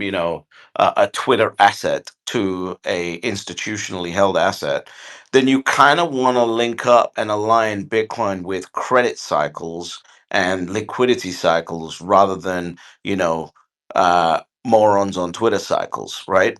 And so I think this could stretch into 2026 at this point. Like I'm fully open to anything happening here. I'm also fully open to going up, coming back down for a couple months, going up again, coming back down for a couple months, having What do you intrigue. buy? What do you buy? This our friend Brad Mills, noted monetary theorist. We've known him for years. I put this tweet in the nest. He writes: Bitcoin cycles are dead. The days of parabolic booms and devastating crashes are done. Bitcoin is inevitable, and we are beginning of the sailor cycle. Are you positioned for the next 100x in Bitcoin? The chasm is crossed. And he puts this little chart. I don't know if he made this or if he had GPT do it. Either way, I think it's worthy of conversation. Well, I think it kind of matches with what I said almost a year ago, maybe 9 months ago on a video, and that was that I think we've entered some kind of, I call it a perpetual cycle. But that is, a basic asset cycle, right? It's like you go up for 3 months, you come back down a little bit. You go up again for 3 months, you come back down a little bit. Like I think that's what we could see. Now the negative of that is it's going to crash volatility, right? And the positive is from an Suppress volatility. Suppress volatility. yeah, So suppress volatility. I thought that's what crash means as well, but I guess we got different words. So that's fine. So you got that, right? The negative for Bitcoiners and anyone who's holding Bitcoin, from my perspective, is that their institutions are about to reset the dopamine cycle on this asset. And the problem is that Bitcoiners who have been used to these 400% run ups and 80% dips are going to have to get bored and be okay with being bored because this is how real wealth is built. I don't think BlackRock wants the PR where they get people $70 billion into an asset and then it goes up 400% in 3 months and crashes 80% for 3 years. That doesn't make any sense to me. They make money with consistently higher and higher fund values and AUMs. So That's what I think is going to happen. I said this a year ago. So whoever this guy is that said it now, I think he's probably watching You know some of my Brad old. Mills. You're well aware of Brad I Mills. am aware of Brad Mills, but Brad, I don't know where he got that. Maybe he watched one of my old videos from 9 months ago because that's how late he is normally. Yeah. Yeah, I Well, can take a stab at this as well. I mean, I was talking about this in a room the other day, and I agree with you, British and Joe. When you have emerging markets and you have the market expanding, the volatility is going to naturally decrease. That being said, there are some interesting forces at play here with the fact that this has never happened before, and this technology is a paradigm shifting tech, and you have people that are playing off the volatility like Sailor to create these instruments as we make the shift. So there's a bunch of different factors at play. But over time, yeah, you're going to see a depreciation or a flattening of this volatility. Now, keep in mind, we're at what, a couple trillion market cap, and we all, I think, on this stage think we can 100x from here or more. So, what are those swings going to look like? And as the absolute value increases, or as the value increases, what's the absolute value, right, of those swings? I mean, you could have $100,000 swings, I think, no problem, but it should be a smaller and smaller percentage, right, of volatility as we progress. Yeah, look, Joe, I think that we are going to see exactly what happens to gold after GLD, right? I think we're going to see consistent 8 to 10 years of up, right? And I'd be happy to be proven wrong because as someone that can monetize volatility, I'm completely happy to be proven wrong on this. But I think we're going to see a consistent up segment in Bitcoin unless we hit some kind of S curve and we hit the parabolic part of that. And I think we're up for a long time. The only reason the gold stopped going up was because, it takes about 8 to 10 years for gold miners to start their investments and spin up their mines and start making gold and refining gold to the point that it can be sold. And that's exactly what happened. That's when the cycle cut off. And smart gold investors knew that that's what was going to happen, and they timed it well. Um, I think that's what's going to happen with Bitcoin. I think we've got a very, very long lead time here, and that's going to bore the shit out of people. And that's why I said they're going to sell their Bitcoin, and they're going to sell it to Sailor, they're going to sell it to Larry, they're going to sell it to the people that know how to hodl forever. And that's the team that I'm on. I know most people that are listening to the spaces right now are going to get so bored with their Bitcoin and they're gonna sell because they don't understand how long-term wealth is built, and that's okay. They are, dude. They are. I They're know just they going are. to get bored, and then they're going to Yeah, get jacked around with a $20,000 down day, and their wife's going to go, "You dickhead! You should have right. sold."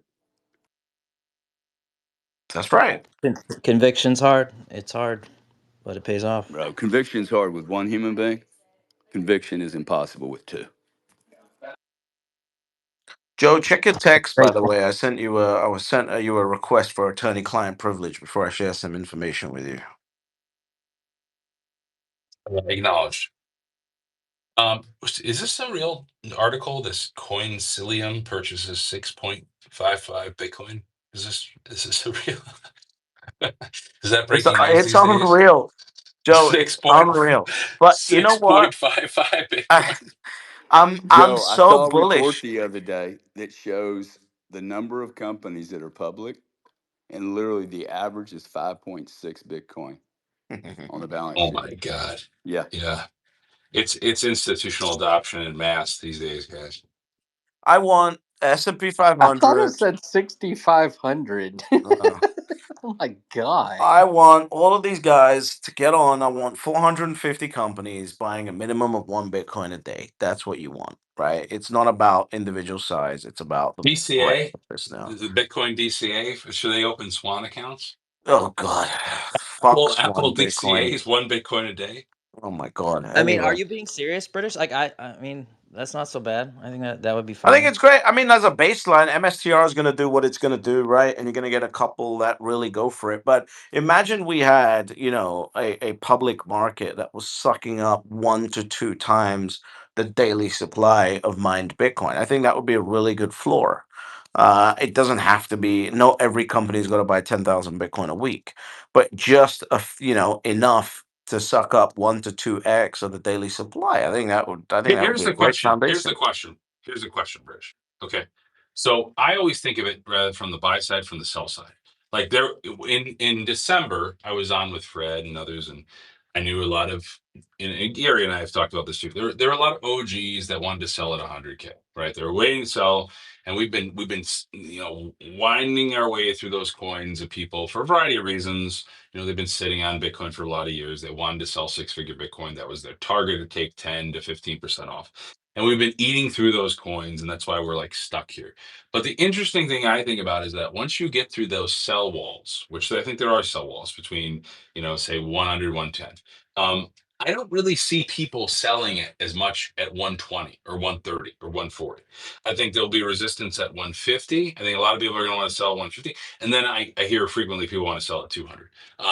Do you agree with that? Do you think that there's like open air between, basically, I'd say 110, 115, and 150? Yes, last year I put a video out saying that there's going to be a rotation of owners. And granted, the rotation of owners has lasted a lot longer and it's been a lot deeper than I thought it was going to be. But yes, I think, the lettuce hands, the first time riches, right? Like the people that just got rich because of their Bitcoin position are selling right now. And they're going and buying their houses and they're taking care of their family, and that's good for them. But the people that are buying now will never sell.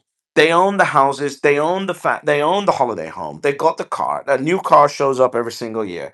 They take the holidays, their kids are educated, their family's set.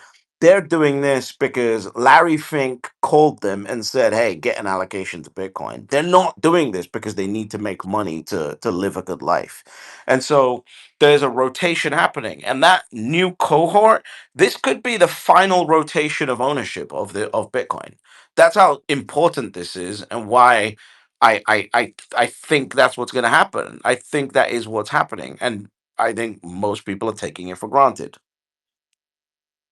Yeah, we have Abby with your hand up. I'll just agree with you real quick, British. I think there is a rotation into diamond hands right now, and so it's going to definitely create that squeeze, and hopefully leads to a hyper Bitcoinization. But go ahead, Abby.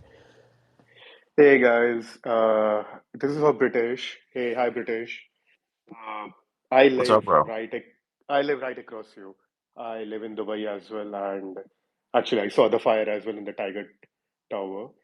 But my question was, would you be open to becoming like a dial-in to advising any of the cash-rich Abu Dhabi or Dubai-based companies on adoption of Bitcoin treasury, like basically helping them become MetaPlanet or MicroStrategy of UAE. Would you be open to that kind of advisory to the Yeah, companies like? I'm open to discussing opportunities, and even if it's not me, I can definitely find the right person because of the connections that I have. So yeah, I'm open to discussing and helping with that for sure. You can Yeah, always DM. I think, right, British. You have your DMs open, or Yeah, I follow up. okay. So yeah. yeah, yeah. I will DM you. And my second question was now, like for the new money, are you still employing your new money to Meta Planet more into strategy? Like how are you thinking about your allocation, portfolio allocation for the new net money? Is this for me? For anyone in the audience, yeah, Oh, okay. Because I don't buy MetaPlanet. I buy Nakamoto. I don't buy MetaPlanet. I do not want to do that. So I just buy Nakamoto in addition to my MSTR. so you are building Nakamoto because that would be minuscule in compared to strategy right now, I'm guessing. So you're building No, a Nakamoto just has a unique proposition to me. I mean, and I also got in thankfully because of David Bailey. I got in on the pipe at $1.12 a share, so got a pretty good deal on that.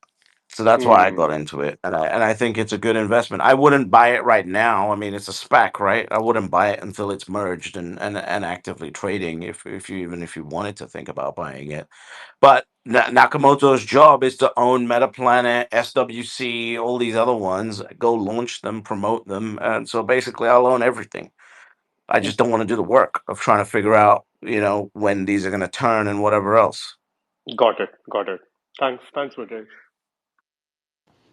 Guys, I see we have Bitcoin Pilot with your hand up. If live, if you don't have anything to say, we'll drop you down. We have some other requests. If you do have something to say, raise your hand. But Dark mentioned it earlier. If you guys are gonna come up, you don't need to interject or stop a conversation, but try to chime in. Otherwise, we'll rotate you guys out, and you can always request to come back up. But go ahead, Bitcoin Pilot. Yes, British, you just said you want to see, enough companies buying so that they either double or triple the daily amount of Bitcoin that's being mined. Right now the weekly amount of Bitcoin is roughly 3,000. That's being taken care of by MSTR alone. Do you want to see more than just what's going on MSTR? Because I think that's clearly where we're going. If we've got 50,000 roughly companies on the planet and we've only got a couple, a handful of them that are buying a meaningful amount of Bitcoin right now, isn't that trajectory we're already at? I can only see it going more parabolic from here as more and more companies decide, hey, maybe we need to get some Bitcoin as well. Yeah, I did say outside of MicroStrategy. I think MicroStrategy is just, a behemoth at this point. So I'm talking about all the other ones, right? And Metaplanet's adding to this and whatever else, which is great. But yeah, I would love to see a stock market where, these small companies with, 100 Bitcoin on their balance sheet just get together and they buy up 1 or 2 times the daily supply. I think that would be awesome. Yeah, I mean, right. Today's buy of MSTR is more than 3 times the weekly amount, which is nuts. I can't believe they're still buying 10,000 Bitcoin at a clip, and nobody else is saying. It almost seems like financial malfeasance at this point that a company like an Apple, like a Microsoft, like a Tesla, Enron, whatever you name it, is not saying, "Hey, we need to get involved in this as well." And No, as you not really. mentioned, No, not well, but really. I as you disagree. mentioned, like the Nakamotos of the world, I feel like there are behind the scenes, and I'm privy to a few of these. They're spinning up these copycat companies that are going to continue to put in more and more buy pressure in these different markets around the world, whether it's the global South or Asia or Europe, whatever. It seems like we're just kind of getting started. Yep, I agree with that part. I don't agree with the malfeasance part, right? Look, investing requires different opportunities. People want different volatility products for what they're doing. People want to invest in the future of electric cars. People want to invest in the future of what Apple's going to create and the vision they're selling. They want cash flow. They want all these different things. So, the smartest thing that Michael Saylor did, if anyone remembers back to the original 2020 press release, which is when I bought first my first allocation. He very clearly said, like, this is going to be our strategy. And if you're a shareholder that doesn't agree with this, I'll buy you out at a premium. And so what he did was he converted the entire stakeholder base to agreeing with this strategy. Apple can't really do that, right? Microsoft can't really do that. And if they started saying, we're technology companies, but we want you to invest in us because we have Bitcoin on the balance sheet, it would send the wrong message. Now, that doesn't mean they're not going to get out competed from a value perspective, but they won't be out competed from a purpose perspective. And that's what maybe the dollar values have been misallocated because of the fiat fuckery that goes on, and it shouldn't be allocated that high. And MSTR will help rebalance that, but that doesn't mean that they've got to go in on a full on Bitcoin treasury idea. No, that's fair. I mean, I do, like you said, they are going to get outcompeted by companies in the similar space that do decide not necessarily to take on a full MicroStrategy copycat, leveraged or Bitcoin accumulation play, but one that simply puts it on their balance sheets in a meaningful way. Now, that I wouldn't say that is the same for a company like a Berkshire Hathaway, where their reason for being is to return as much value as they possibly can to shareholders and not necessarily a vision of a consumer product. Uh, to me, a Berkshire or something in that regard, especially now that Buffett is stepping aside from running things and they're getting a younger person kind of running that cash hoard of $300 billion. At some point, do you think it becomes irresponsible not to make some of that cash turned into Bitcoin? Yeah, I think Berkshire Hathaway is more at threat than someone like Apple, right? Because again, they're like you said, their job is to return shareholder value, whereas Apple's job is to really innovate, right? And it's whether you believe in their ability to innovate or not. The problem that investors have had is whether they believe in Apple's ability to innovate or not, they got to hold the stock because there's no alternatives. The good thing about it now is there's alternatives for you to actually vote with your dollars on whether you believe in Apple's ability to innovate or not. And that's why you see these pops with Nvidia and everything else, because people just finally find something else that will give them growth. And MSTR is going to be that with no technological and execution risk, right? So yeah, but Berkshire Hathaway is more at risk, in my opinion, from the competition of MSTR than Apple. Good stuff. We got Maryland up on stage. What's up, my friend? Good morning, everybody, or afternoon. Just catching up. A lot of activity today, so I don't really have anything quite yet to say. But give me a second. I'm sure I will. It's all good. Just saying hi. Yeah, I mean, I'll echo what British was saying there. With I agree with you. I think I look at it again with like the culture with these companies, and there's always different factors at play. And to British's point, like a lot of them are a little bit hampered by their existing business model, right? Whether or not they have stock already, or how they're gonna have to treat their shareholders, and so it's different for every single business. What I will say is, and I've been saying this, I've been kind of harping on this for the last few weeks, is that there's going to be dinosaurs that just can't move quickly enough, and they will suffer for it. Whether or not that sends them into a downward spiral and takes them out of business or not, we'll find out. But I think that a company, if you're going to compare Apple versus Berkshire, like Apple's probably got a little bit more ability to move around and be a little bit more innovative, while Berkshire's kind of tied down to their shareholders in a big way.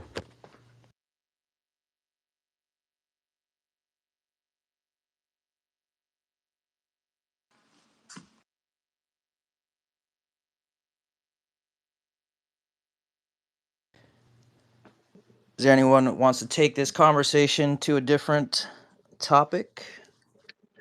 Yeah, I just want to bring up, um, like, how do you say it? Being like a net worth maxi, and then at some point rotating back into Bitcoin, because I'm all about financial freedom, like achieving freedom, through finance.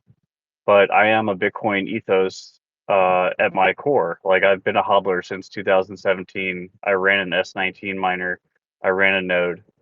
I have cold storage Bitcoin, but I do want to maximize my net worth as much as possible to achieve financial freedom, and then rotate back into cold storage Bitcoin when it's appropriate. So I just wanted to bring that up, and it's not for everybody, but that's that is what I'm doing. So I just wanted to say that. Yeah, I think that's a great topic. Thanks for laying that out for us. My thought on this is that Bitcoin is an energy optimization network, right? And what I mean by that is that it takes work and it converts that into hard value in the form of Bitcoin. And I think a lot of people don't realize this. They just think of Bitcoin as a stock, and they think, okay, I got to get this stock, and how do I do that? But if you understand the energy behind the system, then you realize you can literally do anything, spend energy doing anything to create value, earn the value from that in whatever currency you're getting it in, whether it's US dollars or some other form of fiat or whatever it might be, and then you can convert that value into Bitcoin. So I think a lot of people get stuck thinking they have to play with altcoins or they have to figure out Misty, when at the end of the day, you could just go work at the burger shop down the street and make money and then convert that into Bitcoin and continue to stack.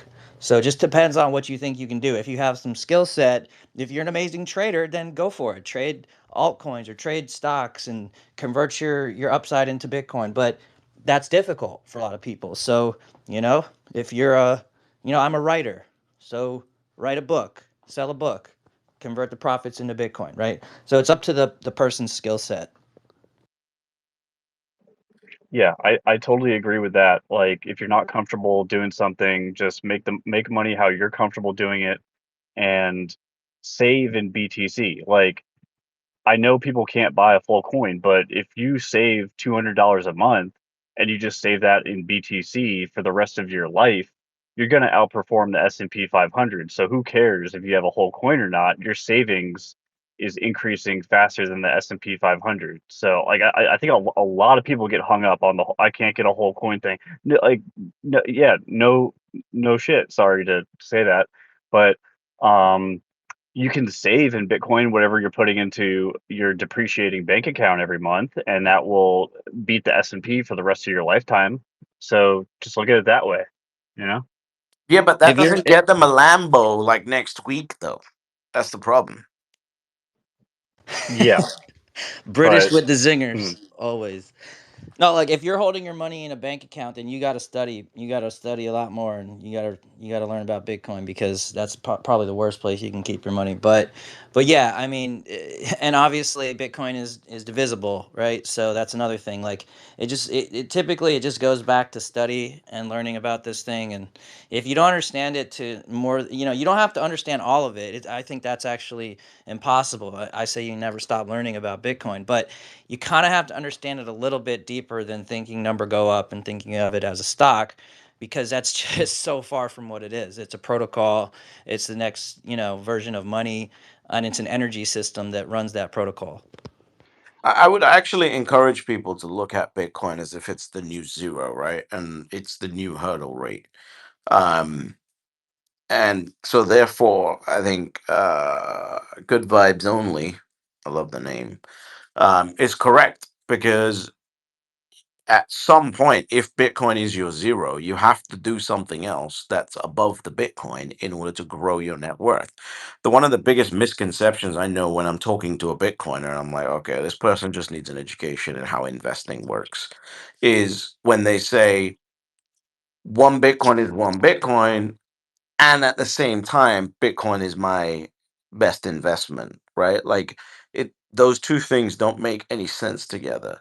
Either Bitcoin is your investment that is generating you returns that above your savings, which are in dollars, or Bitcoin is your savings and then you have no other investments and you need to maybe think about that for wealth growth. So it just depends how you think about it. I don't know if I follow you on that, British, because maybe I'm Well, if one misinterpreting. Bitcoin is one Bitcoin, right? One Bitcoin equals one Bitcoin. So you're not increasing your wealth. That's what Good Vibes talking about. Like, how do you increase your net worth past the rate of Bitcoin and then revert back to Bitcoin? That's what he asked about. So it depends how you look at it. Is Bitcoin an investment to you? Because if it is, then the US dollar is your baseline. Is Bitcoin a savings technology to you? Because if it is, then you need something else that's generating higher than Bitcoin in order to be an investment. Or maybe you don't. And that's the beautiful thing about it, right? Maybe you don't need anything higher. It just depends on what you're comfortable with. Okay, so that's I that's s- that's the yeah, that's the yeah, differentiation. And Jimmy, we'll go to you. So I yeah. guess I guess my only point, British, is what I was saying before, right? Like if you hold Bitcoin, that's your savings and that's your MO and you believe in it, but you're trying to get more, right? How do you do that? Then it really depends on your definition of investment. But I think you can invest your time, right? You can invest your time to doing work. And once you create that value generation, then you can increase your stack versus I'm going to go make an investment, which is Well, probably that's not going to. income. That's Yeah. income, Okay. Fair. right? Yeah. Yeah. Yeah. We're talking about Mhm. savings, investments, and income. Like, these are very different things. Go Can ahead. Go I ahead. Go jump ahead. in? Yep. Yeah, Go, yeah, Jimmy, and then Marilyn's got your hand up. yeah. One British to another British, I guess. But I see Bitcoin as my capital, and I never want to sell it. And I'm seeing new products come out, which I think are fascinating. They're not available in every market, but I'm now using my Bitcoin collateral for Lombard loans, in which I can trade traditional securities. And the point being here that I see Bitcoin as my benchmark, and I'm being very opportunistic, and I can actually use that leverage now to buy into some of these treasury companies, and I'm borrowing in Swiss francs at 5%, which is phenomenal. And it's not I think it's just going to be a matter of time before that becomes available. But this is giving me the opportunity to hold forever. And with the surplus that I make on trading, as long as I get it right, I'm able to use that for my everyday expenditures. So Why are you ultimately, borrowing at 5% on Swiss francs? why? How? That's the rate that is available.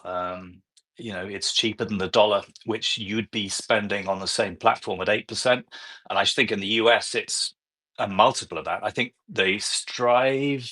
Well, Is probably, depending on your, so let me just say this, depending on your yeah, net worth, yeah.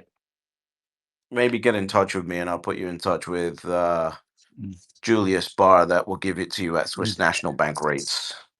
Yeah, but will they will they take collateral as my Bitcoin? They won't, but they will use Mm. the ETFs if that's an option for you. Yeah, I'm not interested in that. Okay, It fair enough. is hardcore Bitcoin. I mean, there are these Swiss companies they got it.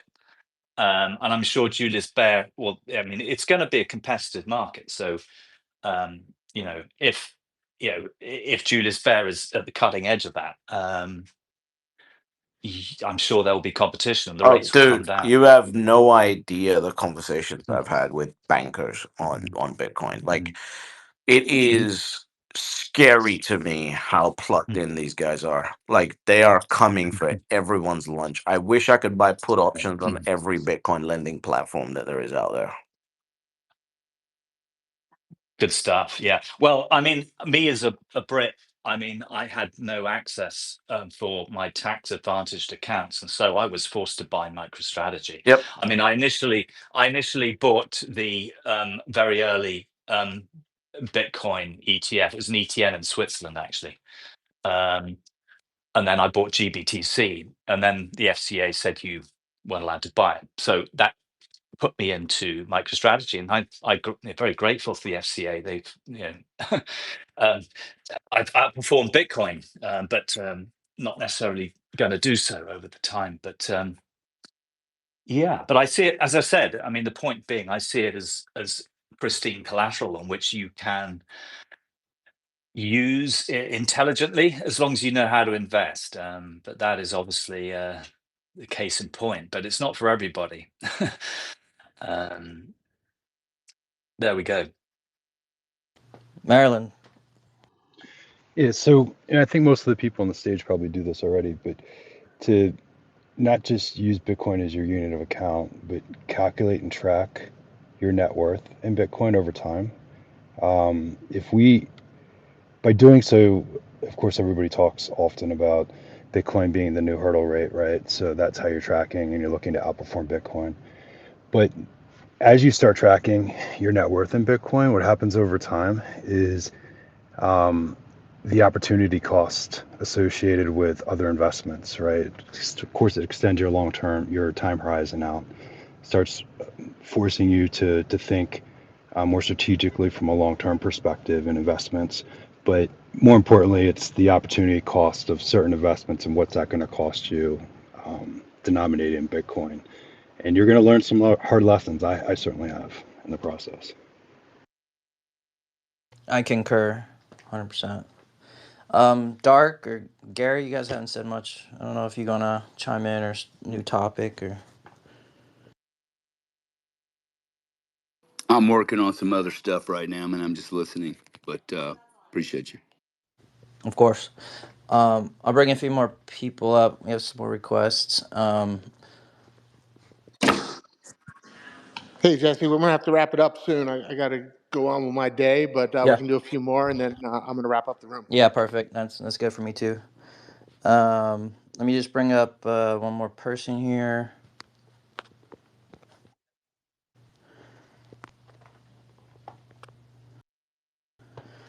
What's up, Evan? You can feel free to chime in, and then we'll probably maybe say a few words and wrap it up. Hey guys, how's it going? Yeah, so just on the topic that British was saying regarding, income for acquiring more Bitcoin. I had a decent stack in cold storage, and I also have master mainly on my Roth IRA, and been a long time listener. Haven't really chimed in much in the past, but love to hear feedback from Darkside. I mainly do covered calls on my master. Been successful because it's very volatile, and I compare it to IBIT, and I just make a lot more money doing 30 days out, maybe 45 days out, and sometimes 20 to 30% above the strike, or above the current price, and making such good money that I'm like considering rolling some of my cold storage into that strategy, temporarily. And I just would love to get some feedback from the guys here that know more than me.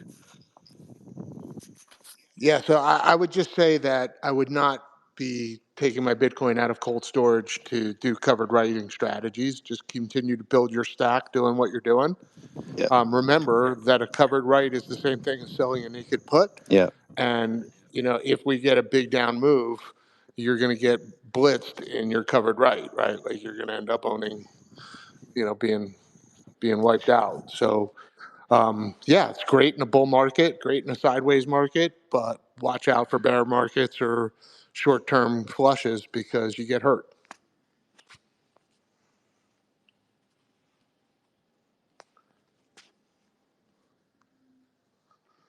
All right. All right, with that, I'm going to wrap it up. It's been a great space. I just want to thank, in absentia, we'll thank Terrence and Cosmo, British, thank you, Gary, thank you everybody for coming up, Dave W, of course, Jesse, thank you.